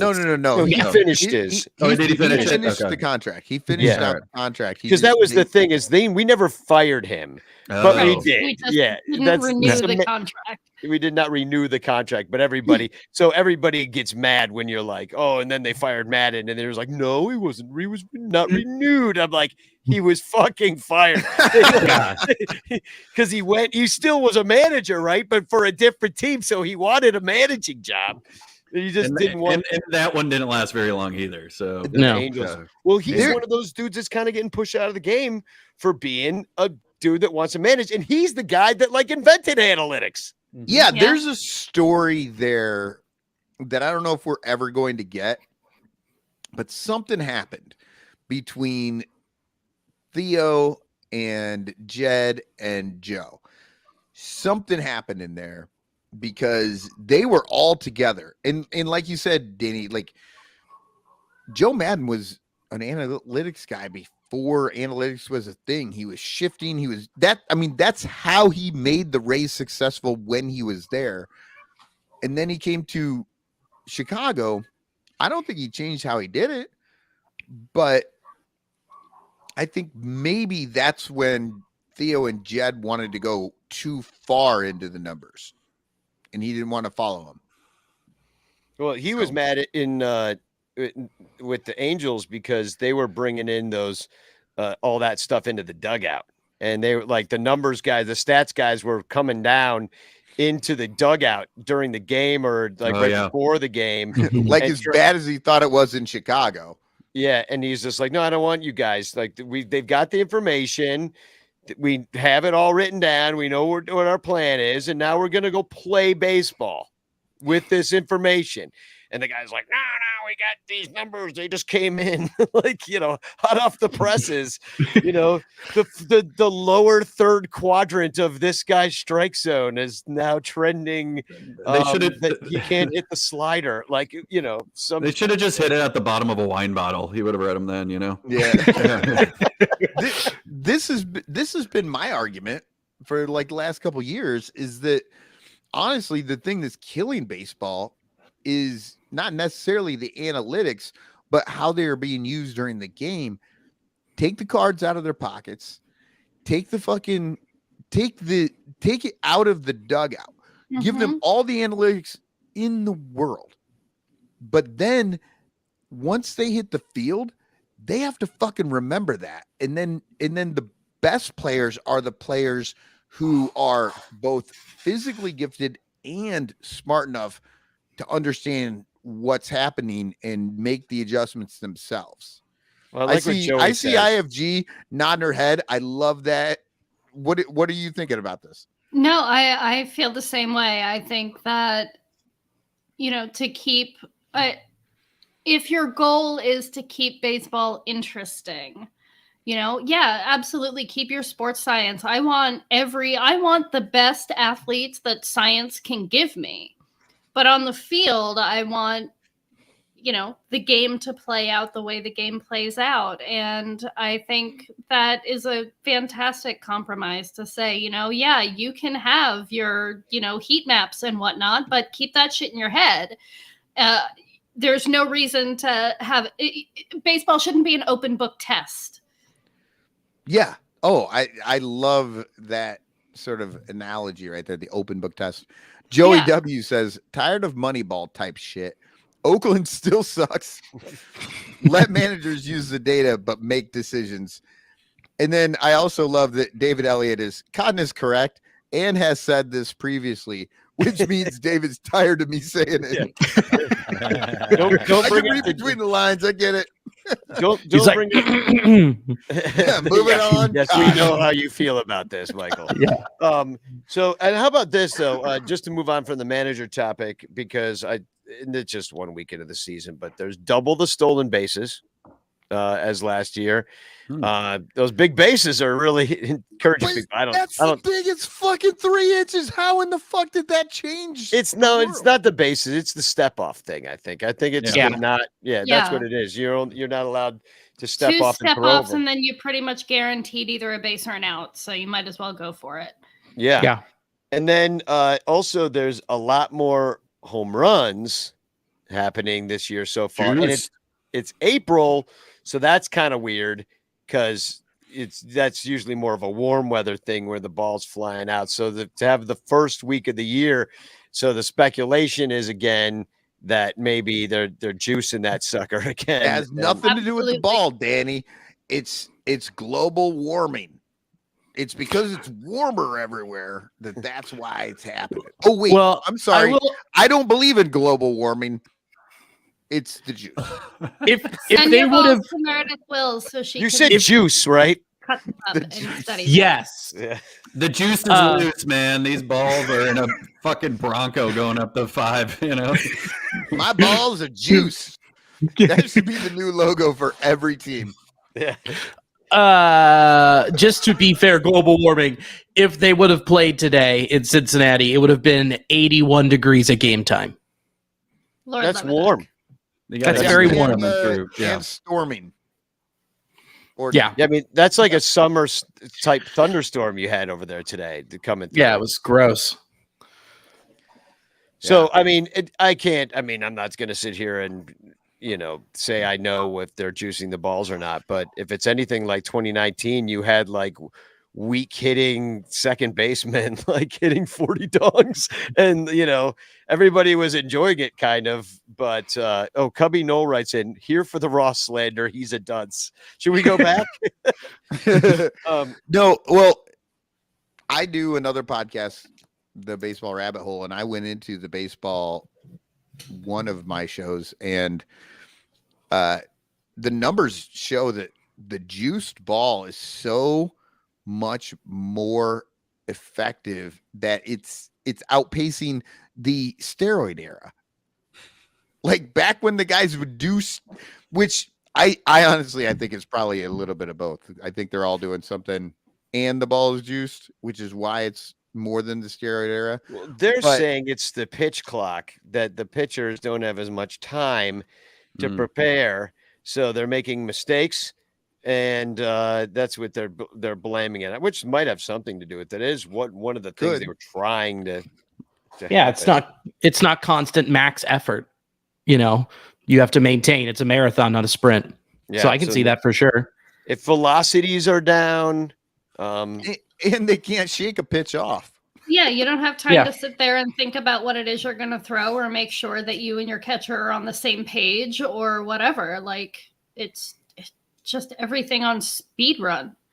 Yeah. Well, and Manny Machado found out today. Yesterday, I think. Or was it yesterday? Yeah, it was yesterday. Manny yesterday and Tim Anderson today. Need to get a little. Oh, Tim Anderson got it today. Got called out for not being ready. Now, I will say. The thing is with Tim Anderson's, though, is that, like, it should have been a ball, not a strike. Because the pitcher took too long.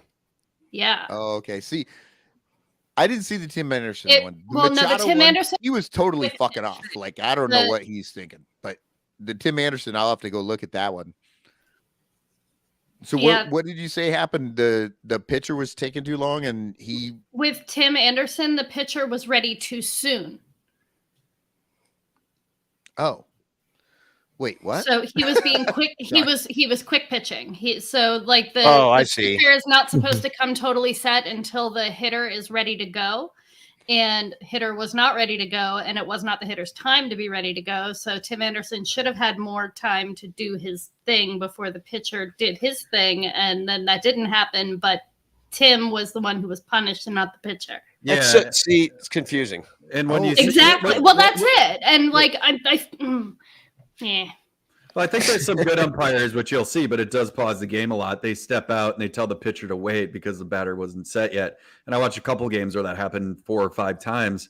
But then there's these umps that really don't know what's going on. Even Machado, he did put his hand up. He had the right to ask for a time, but he didn't see it.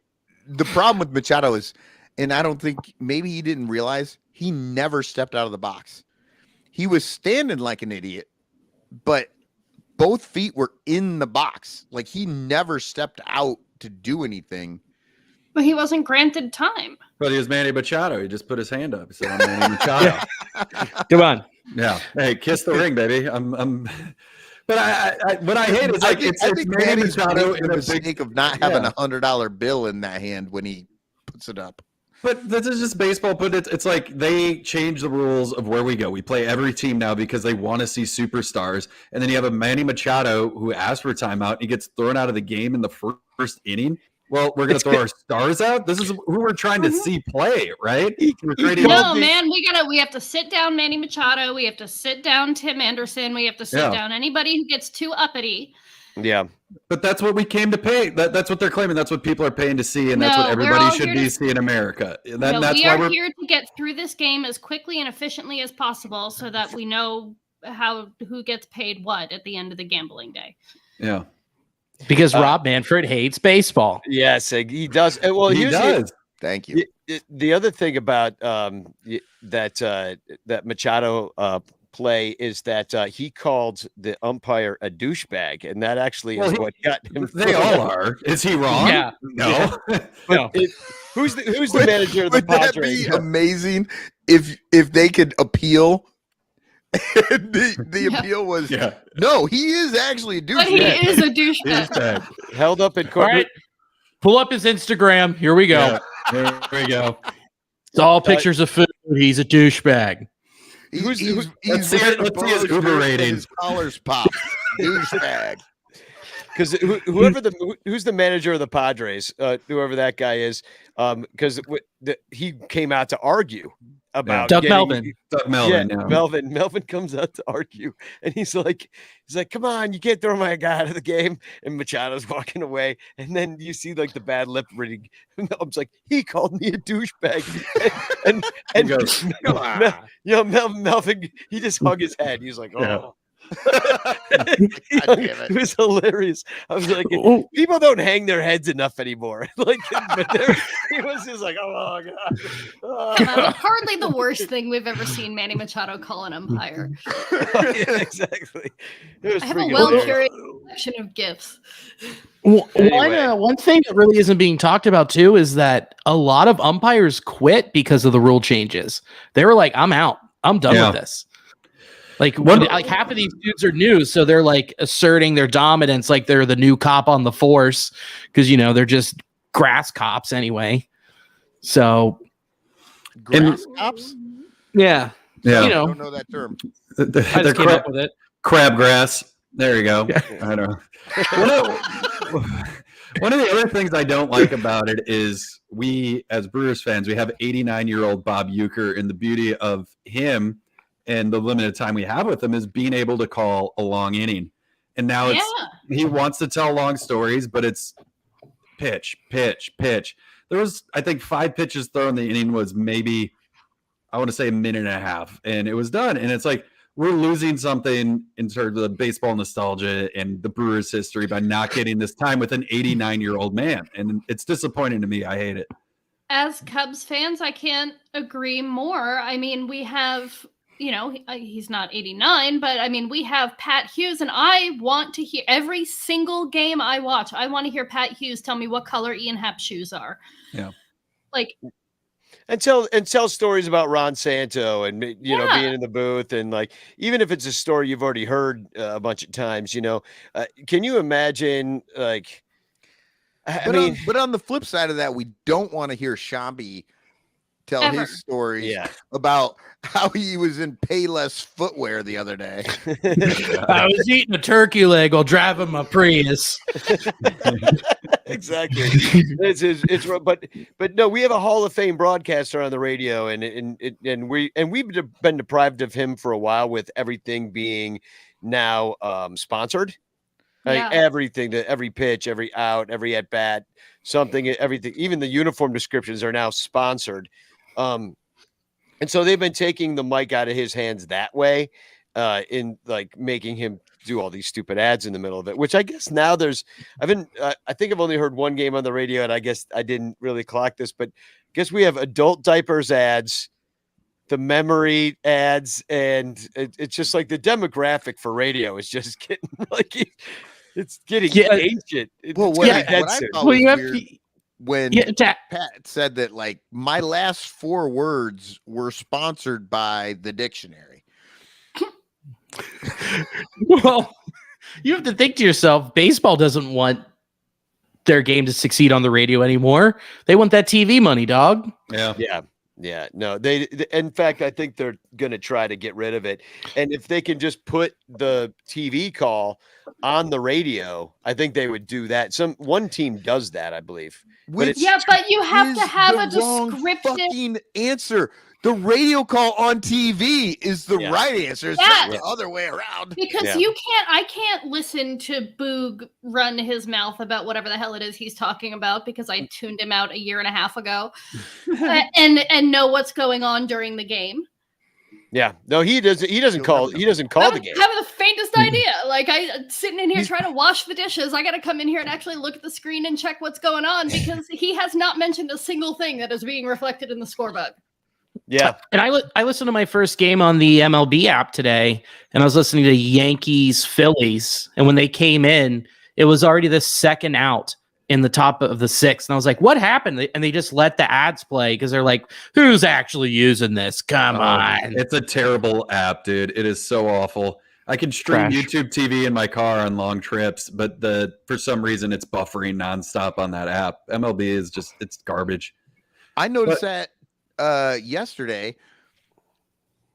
So I'm watching an illegal stream that goes through some Eastern European country and then comes back to me. Okay. And I'm 5 minutes ahead of the MLB. app.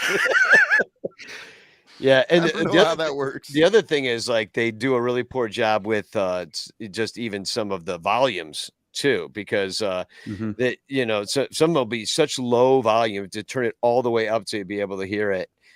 Terry E says Vin Scully was simulcast on radio and TV for the Dodgers for like 20 years. Yeah, exactly. I mean, and there's somebody that we'd be suffering to not have him talk. But and what's amazing to me is that as lauded a career as Vin Scully had, and as much as everyone universally loved him, nobody thought to themselves, let's try and do that. Yeah. Let's try and do what Vin does and replicate that somewhere. Instead, they're like, how about we put a podcast on and put 3 people in the booth talking about sneakers. That mean what Apple TV did last year? Yeah, pretty much. Yeah. Let's Sunday Night Baseball right now, where they're trying to do the Manning cast. It is god awful. It's terrible. God. Yes, I like the Manning cast. It's that's good cool. TV, but they are trying to recreate that. It's not going well. They did the Burden Tarasi show for NCAA women's basketball. They did not talk about the game ever. They were just like, they were talking about their own careers together with each other. Yeah. It's like, what the fuck is going on? Well, and once again, you get these they're not sportscasters. They're ex-players, and that's a different job, and they would rather just get an ex-player up there for the name recognition of it. Like Cubs hired 50 of them. That we've literally have 50 different ex-players that work for the Marquee Network that they like roll in and out of the studio at all times. And they're not all good because they're not trained media people, So anyway, we got to take it to the and we got to take a break though. All right. I was just going to say, what were you going to say? I was just going to say, like, and there's no consistency in it either. It's a rotating cast. I mean, the Brewers have Brian Anderson, and they find like a stud talent, and they take him out of your market, and they put him on national games, or they transition him into baseball or Final Four, March Madness, all that kind of stuff. So every day I go in to watch a Brewers broadcast, I don't know who's going to be there. Bill Schroeder, he's doing half the schedule. Bob Uecker does half the schedule. There's just no consistency anymore because the money's not there. Obviously, the money's not there as well. Yeah. No, they don't pay these guys much, and it's a shame because it is how we are consuming the product, and that's your most front-facing thing you have, and they don't even do it well. But anyway, we're going to take a quick commercial break for sonranto.com/stuff, and then I'm going to give away the Amazon prize of the month. There were quite a few Amazon entries this month, and we're going to pick a winner. So we'll be right back. Stuff. Hey, Cubs fans, at Amazon.com, do you buy lots of stuff? Why not support the Son Ranto Show by shopping through sonranto.com/stuff? All you gotta do is fill your cart at Amazon with lots of stuff. Then before you check out with all of that wonderful stuff, head on over to sonranto.com/stuff and click any of our Amazon links before you buy your stuff. Check out like you normally would with all that beautiful stuff. And the Son Ranto Show will get a small kickback because of the stuff you bought. And you'll be helping the Son Ranto Show buy all the stuff we need to stay on the air talking about the Cubs and other stuff. Plus, you could win a monthly prize if some of your stuff is chosen for Amazon stuff of the month. And if you win, we'll send you more stuff. sonranto.com/stuff. That address again is sonranto.com/stuff.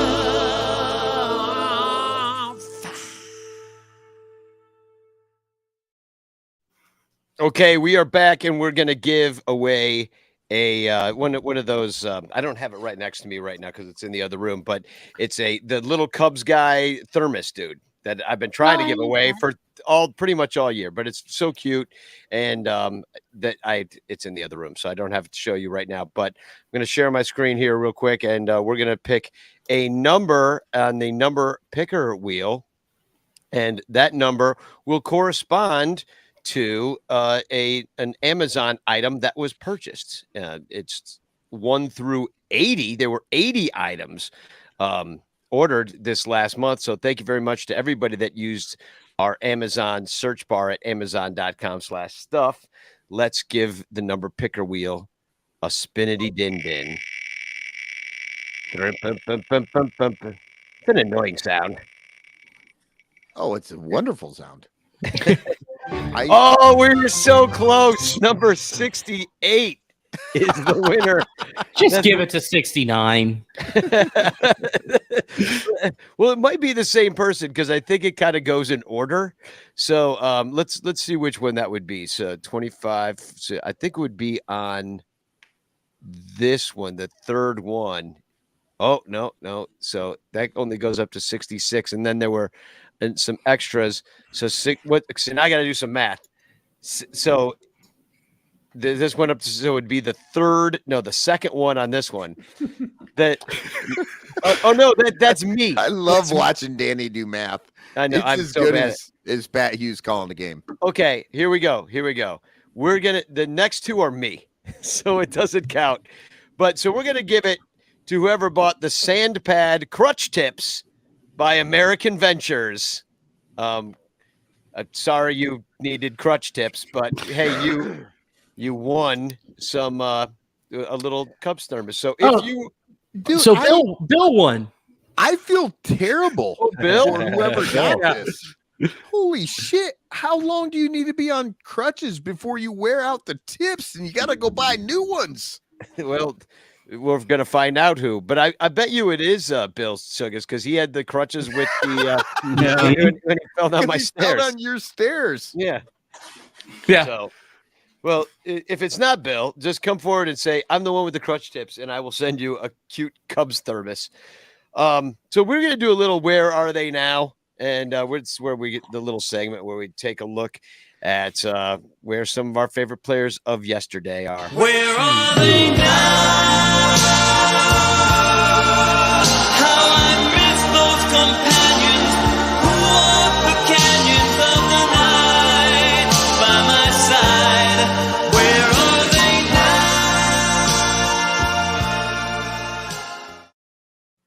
I feel like we need to add Wielo into those pictures because he loves when we talk about the 2016 Cubs. Exactly. Well, let's talk about Jason Hayward, shall we? Because apparently he's completely fixed now. And Jason Hayward, he homered in 2 straight games, so he's got 2 home runs on the year. And also, at 112.7 miles per hour off the bat for Jason Hayward, it's his second hardest hit ball in the StatCast era. Jason Hayward. So that's where he is now. We're paying him to do that over in LA. And I do want to point out that we dumped Jason Hayward because he couldn't hit.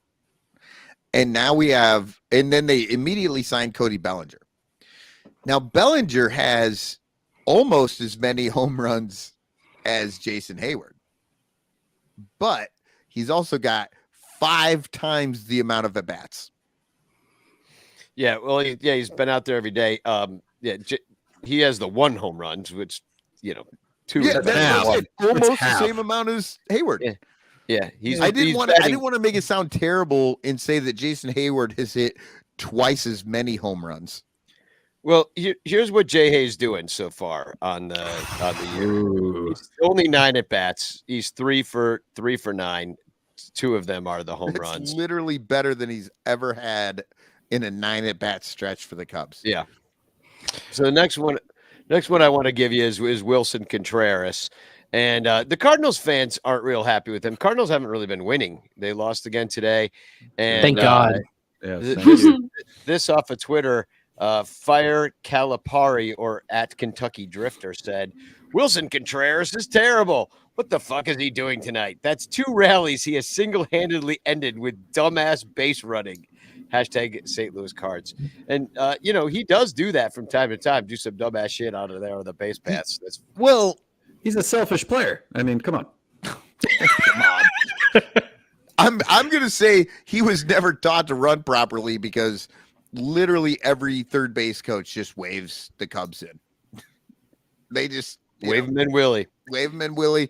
Just fucking go. He doesn't understand how that's supposed to work. So here's what Wilson's doing so far. No home runs yet, but he's 6 for 18. 333 average, 722 OPS. So it's good to see that he came back from that getting hit in the knee from that 103 mile per hour pitch. Oh, he's getting hit again? Oh, I guess it's just not the Brewers. No, he was catching when it hit. All right. Just do you want to blame it on the Brewers or? Our catchers are We're blaming it on the Cardinals again because even as a teammate, the Cardinals are hitting Wilson Contreras. Our catchers aren't doing quite as well. They're 2 for 18. Jan Gomes batting 77 and Tucker Barnhart batting 200. Oh, but what about Torrens? Torrens is the DH catcher that we have. He's 1 for 4. So do that. He's got a 400 OBP. Why don't you lead him off? It's not Wilson Contreras who's out there every day. So 3 guys do not equal 1 there. And then the last guy I just want to point out, he hasn't been on the team for a while, but Kyle Schwarber, who the Cubs non-tendered a couple years ago, hit his 200th home run at Yankee Stadium. And but that really is all he's done this year because Schwarbs has not been hitting. He's 4 for 26. Damn. Yeah, but do you have the homer from today too in there? Does he have 3 home runs now? Yeah, or just 2. Okay. Okay, so he's at least 5 for 27, and he's got 3 home runs. And what did we see last year? Yes, Schwarber doesn't hit for a high average, but he hits he hits the ball hard in a long way. Yeah. So there's your where are they now? And then next, there's no game tomorrow, and we're mostly going to tell you what's going to happen in this game. The preview is going to be on Cubs Pod, which will be out before, probably on Friday morning, letting you know what's happening. Was going to let you know what happened in today's game, but it got banged, and so we'll just talk about the Rangers series on Cubs Pod on Friday. Get you all up to speed on what's going to happen. But the Rangers are in first place. They beat the Phillies. They swept the Phillies, and they lost to the Orioles, 2 of 3. But DeGrom pitched today, so we're not going to see him at Wrigley Field. He had 11 strikeouts, so it's a good thing that we are not seeing DeGrom. And who we are seeing is looks like Nathan Eovaldi, Martin Perez, who pitched pretty well against the Phillies, and then John Gray, who's now on the Rangers after years and years. Colorado, yeah, as a Rocky, and he had 7 strikeouts in 6.1 innings against Baltimore, but lost the game 2-0. And then we're throwing out there now Stroh, who's supposed to pitch today, Justin Steele, whom I'm actually going to be hanging out with tomorrow night at Club 400. He's going to be out there, and I wrote him a song that I'm going to end today's show with. It's a Bon Jovi parody about Justin Steele, and that I'm going to sing for him tomorrow. And then Jamison Tyone, who got roughed up in his last outing on Sunday, and in the first game I went to this year and watched him pretty much crap the bed. So yeah, Rangers. I mean, I don't really care about the Rangers, but I think they're pretty good this year, right? I mean, I think they're a great team. I mean, that starting rotation is formidable, and then they have Simeon, who's tearing it up on that team. They Seager. also they picked Corey up Seager. Yep. Seager last year. They spent like $500 million last offseason. They have spent $858 million in the past 2 free agency periods. And don't forget about Aldis Garcia. He only had 100 RBIs last year, and Nathaniel Lowe. You know, he's a 100 guy. So, I mean, they're formidable, man, and they're only going to get better. Yeah. Billy, are you a closeted Rangers fan? Man, it's not a closet. It's not. I'm not in the closet about it at all. Right. So, I'm very open. I'm very loud and proud. Okay. I mean, they spent money because they need to try and fill that Costco warehouse that they play in. Yeah, it is so nice. I went in 21. It's gorgeous. Yeah, well, it's the old one. On the inside, it might be gorgeous. On the outside, it looks like a Costco. It looks like a Weber grill. And you're not worried about what the outside of the grill looks like. So you're worried about how hot and fragrant it is inside. Oh yeah, baby, sear them steaks. That makes me think of Great American Ballpark, or not Great Miller Park. Hot and fragrant. There we go. You know what? You know what I keep forgetting to mention? Hashtag chance in the chat, by the way. Everybody keeps trying to remind me, and I keep forgetting about it. So I do have a few announcements before we get out of here. First of all, I wanted to say thank you. Well, actually, Heather wanted to say thank you. We raised some money for her. She's facing breast cancer right now, and we try to bring everybody's awareness to that. She needed a lot of different things that from her wish list, but she did write me and said, thank you so much for doing that fundraiser. A handful of listeners have donated to my free funder, and all the ones who have been super generous with chemo starting this week. That's extra appreciated. So awesome. Thank you. So guys. yeah, that's so awesome. If you don't know, look up Heather Linington Noble on, I think it's Elaine. It's her Twitter's weird. It's Elaine Fulkyle or something like that. And then, but you can find all the links to that there. But yeah, Heather Linington Noble, thanks you, and so do I, because it sucks that she's going through this. Save the date, 6/17, Bleacher Bum Band CD release party. You guys should be there. We're gonna probably do it at Nisei Lounge. Their new album, tickets to Monday. No, it isn't. I think we're going to call it Out of Left Field. Seems right. Yeah. And Joan in the Fire, my show that's playing at the Trapdoor Theater here in Chicago, that's going for 2 more weeks. It's mostly sold out, so if you want to see it, you should, because it's awesome. And then Also, I want to shout out my other show that's playing right now, which features an orgy of alien puppets towards the end of the show, and it's definitely worth seeing. I wrote a really awesome slow jam for it, and it's like I when I watch it, I feel so Over and strange. over every And night. I did. I watched it multiple times because I got to be at a lot of rehearsals, and I'm watching this thing. I was like, oh my god, this is one of the most fucked up things I've ever seen in my life. So it's worth seeing. It's called "I Promised Myself to Live Faster." Hell in a Handbag Productions. It is at the Chopin Theater here in Chicago, and it's awesome. Also, I announced that Rafael from Brazil is coming to town. I know some of you guys might know him from the Ranchers page. He'll be around for the Padres series. So if you ever want to meet a cool guy from Brazil, here's your chance. We'll be hanging out. And I want to wish happy birthday to Rachel Wazinski. That's my Thai guy's girlfriend. So you know that she's got a lot of patience. Because he keeps thinking his balls away. Do you think my Thai guy remembered? That it was his girlfriend or that it's her birthday? Either or. I mean, we'll find out. Isaac Cotton, your son, his birthday is coming up, right? He's on the calendar. Yep. His birthday is on Easter this year. He is risen. He is risen. Which is weird. So I'm going to give him his first Bloody Mary, and we're going to watch Life of Brian. Oh, nice. Always look on the bright side of life. Do a power hour with him or the Century Club. With some ice house, with some Milwaukee's ice. Yeah, that one well. Edward Bloody Hands. That'll be great. Yeah.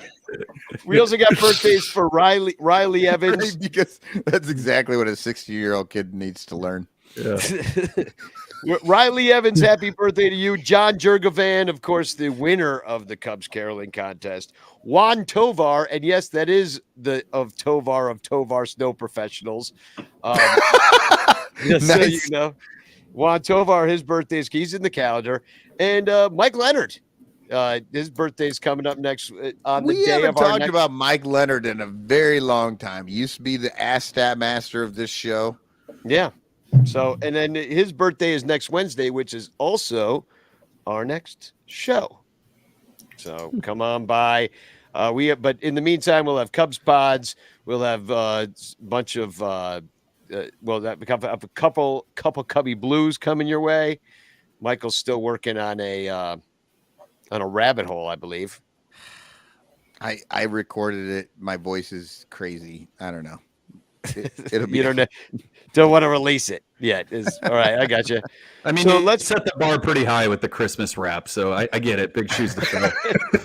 I'm really glad that somebody appreciated the Christmas wrap. Yeah. I'm the guy. So hashtag chance in the chat for your chance to win. And let's do some TFCs and get the hell out of here. And then I guess we'll go over to Discord for a little bit of time. I can't stay up too late tonight, but I'll go over there for a bit, have a nightcap.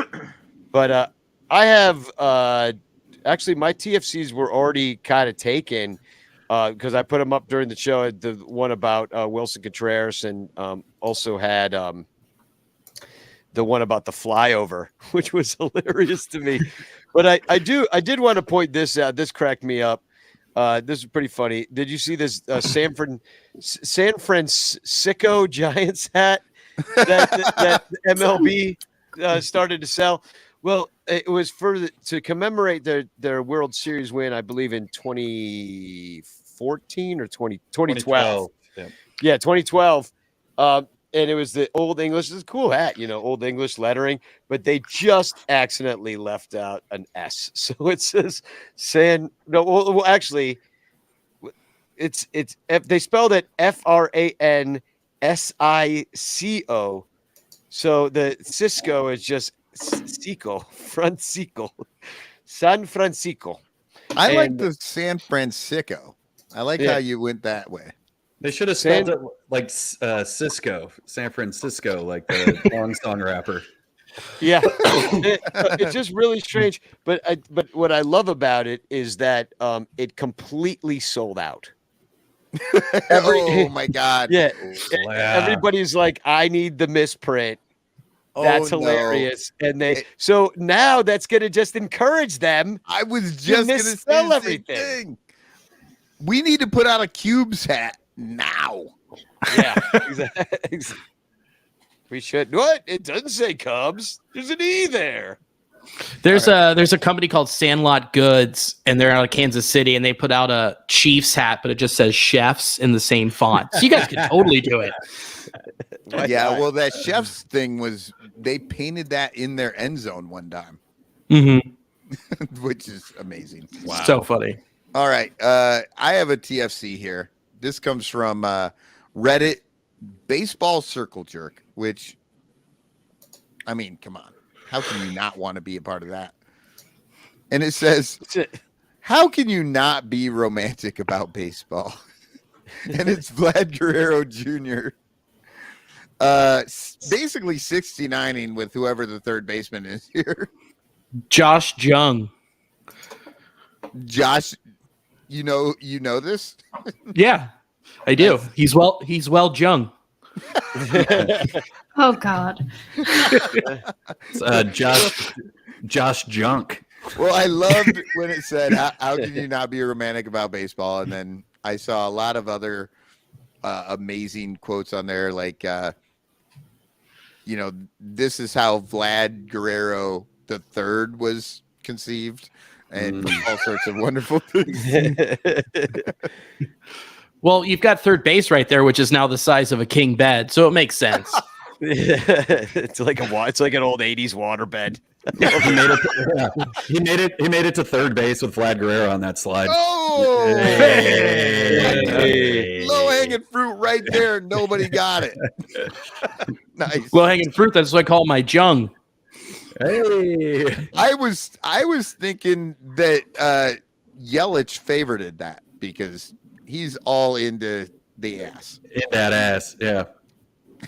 I'm looking in the brand here, and I see that who uploaded the video of, is that David Ross getting thrown out Yes, it is. in 2020?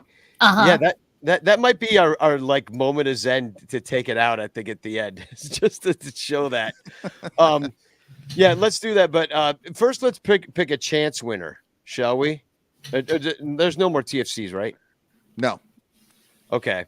So, by the way, that stands for these flexing cubes, for those who forgot or didn't know. Okay, we're drawing a chance winner. Oh wait, you can't see that. Here we go. It's already in the middle. Beep beep beep burp beep burp, and the winner is Joey W. Congratulations. I know you. You're in my phone as Joe, but you are the winner. Congratulations. You are the winner of the chance, and you can win a much more special prize at the end of the year. You're entered to win the big chance bonanza, the Bochansta. I don't know. You know where I'm going with that. The Tony Danza Bonanza. Yeah. The Tony Danza Bonanza. Did you see somebody did a breakdown? You know, in the Who's the Boss, and the beginning of it, because in that show, Tony Danza was an ex-baseball player, and then he comes to be. Was he a baseball player? Yeah, he was a former. Yeah, in the show, he's a former. I just assumed he played a boxer and everything. Yeah, well, he's in the beginning of the show. He's playing not on a professional team, but he's rounding the bases, and he gets thrown out at home in the opening segment. Somebody did a complete breakdown of this slide in the home plate, and I just happened to see it on Twitter. I'm like, who is doing this? Like, how is Who's the Boss coming back now? Like, no, we didn't need that. Angela, I saw him in the wild on the Upper West Side of New York one time, and I was across the street. I said, "Field goal kicking, garbage picking, Philadelphia phenomenon." What did he give you? Did he throw up some horns? Oh no, he put his head down and walked away, dude. Not a very boss move. He started crying. Yeah, The worst role ever. I was going through a divorce. I needed the money. So I guess that's our show. What do you guys got to plug? Anything, Billy? You got any shows Yeah. coming up? And I actually have something very exciting to plug in the clutch related. Today, we launched our partnership with the Savannah Bananas. Oh, that's awesome. Yeah. So use the promo code, get 10% off, and get these guys some more money and get some sweet Savannah Bananas merch. We have a really cool one. It's it looks like the MLB logo, but instead we just stretch the legs really long down because they're on stilts. Yeah. And when they do banana ball, so it just says banana ball underneath. It's great. There's a bunch of awesome stuff on there. I think we dropped like 15 designs today. So definitely check that out. And of course they have this. Doesn't know design. what we're talking about. The Savannah Bananas are a minor league team that are also sort of like a Harlem Globetrotters type team. They play don't know real the baseball, Savannah, right? everybody But then knows they who they also are. play these other games that are just super fun. So for Cubs related, they got We Need More Cups. They got the Fly the W waffles. You got the Stack or Die. Cup Snake, left field sucks, right field sucks. And my personal favorite, the Fly the W Clark Wiener. Yeah, I'm gonna fly in the W. I'm gonna also drop the link in the chat for the Savannah Banana collections. So if you want to be one of the first to pick that up, use promo code SONRANTO, SONRANTO. You know what? Get money off 10%. I am going to go ahead. I'll say right here for next month for the Patreon. When you pick the big winner for the month, Yeah. whoever wins that, let me know what size, and you're getting the Clark nuts, the dick hanging out. What You just want somebody to buy it. Fly the wiener. Fly the wiener. I assure you, we have sold some of those. Well, they are in the wild. Sell at least one more because whichever Patreon winner wins next month is going to also be able to get that shirt in their size. Ooh. Very nice. Well- What do you got to plug, Wielo? I got our first podcast with Drink Responsibly dropping. It's called The Sports Cocktail. You can get that on Spotify. We'll be moving to StreamYard.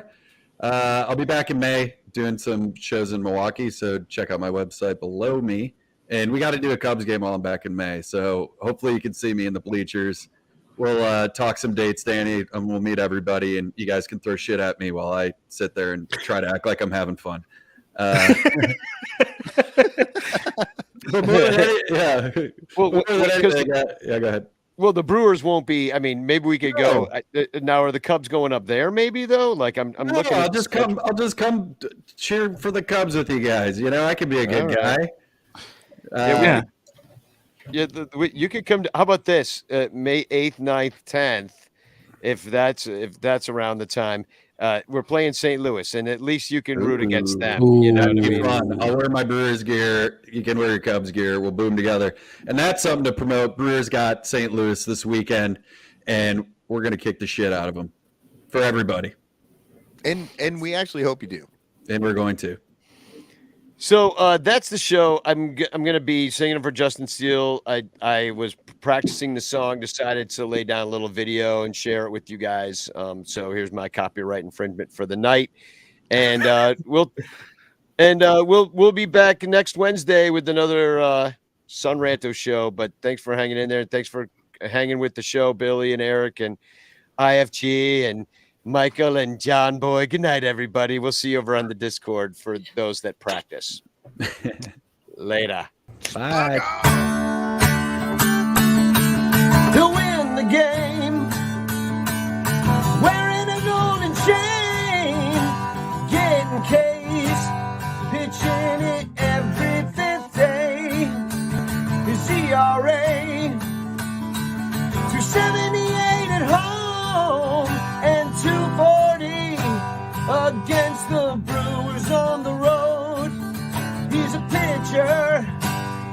Justin Steele's throwing strikes. He's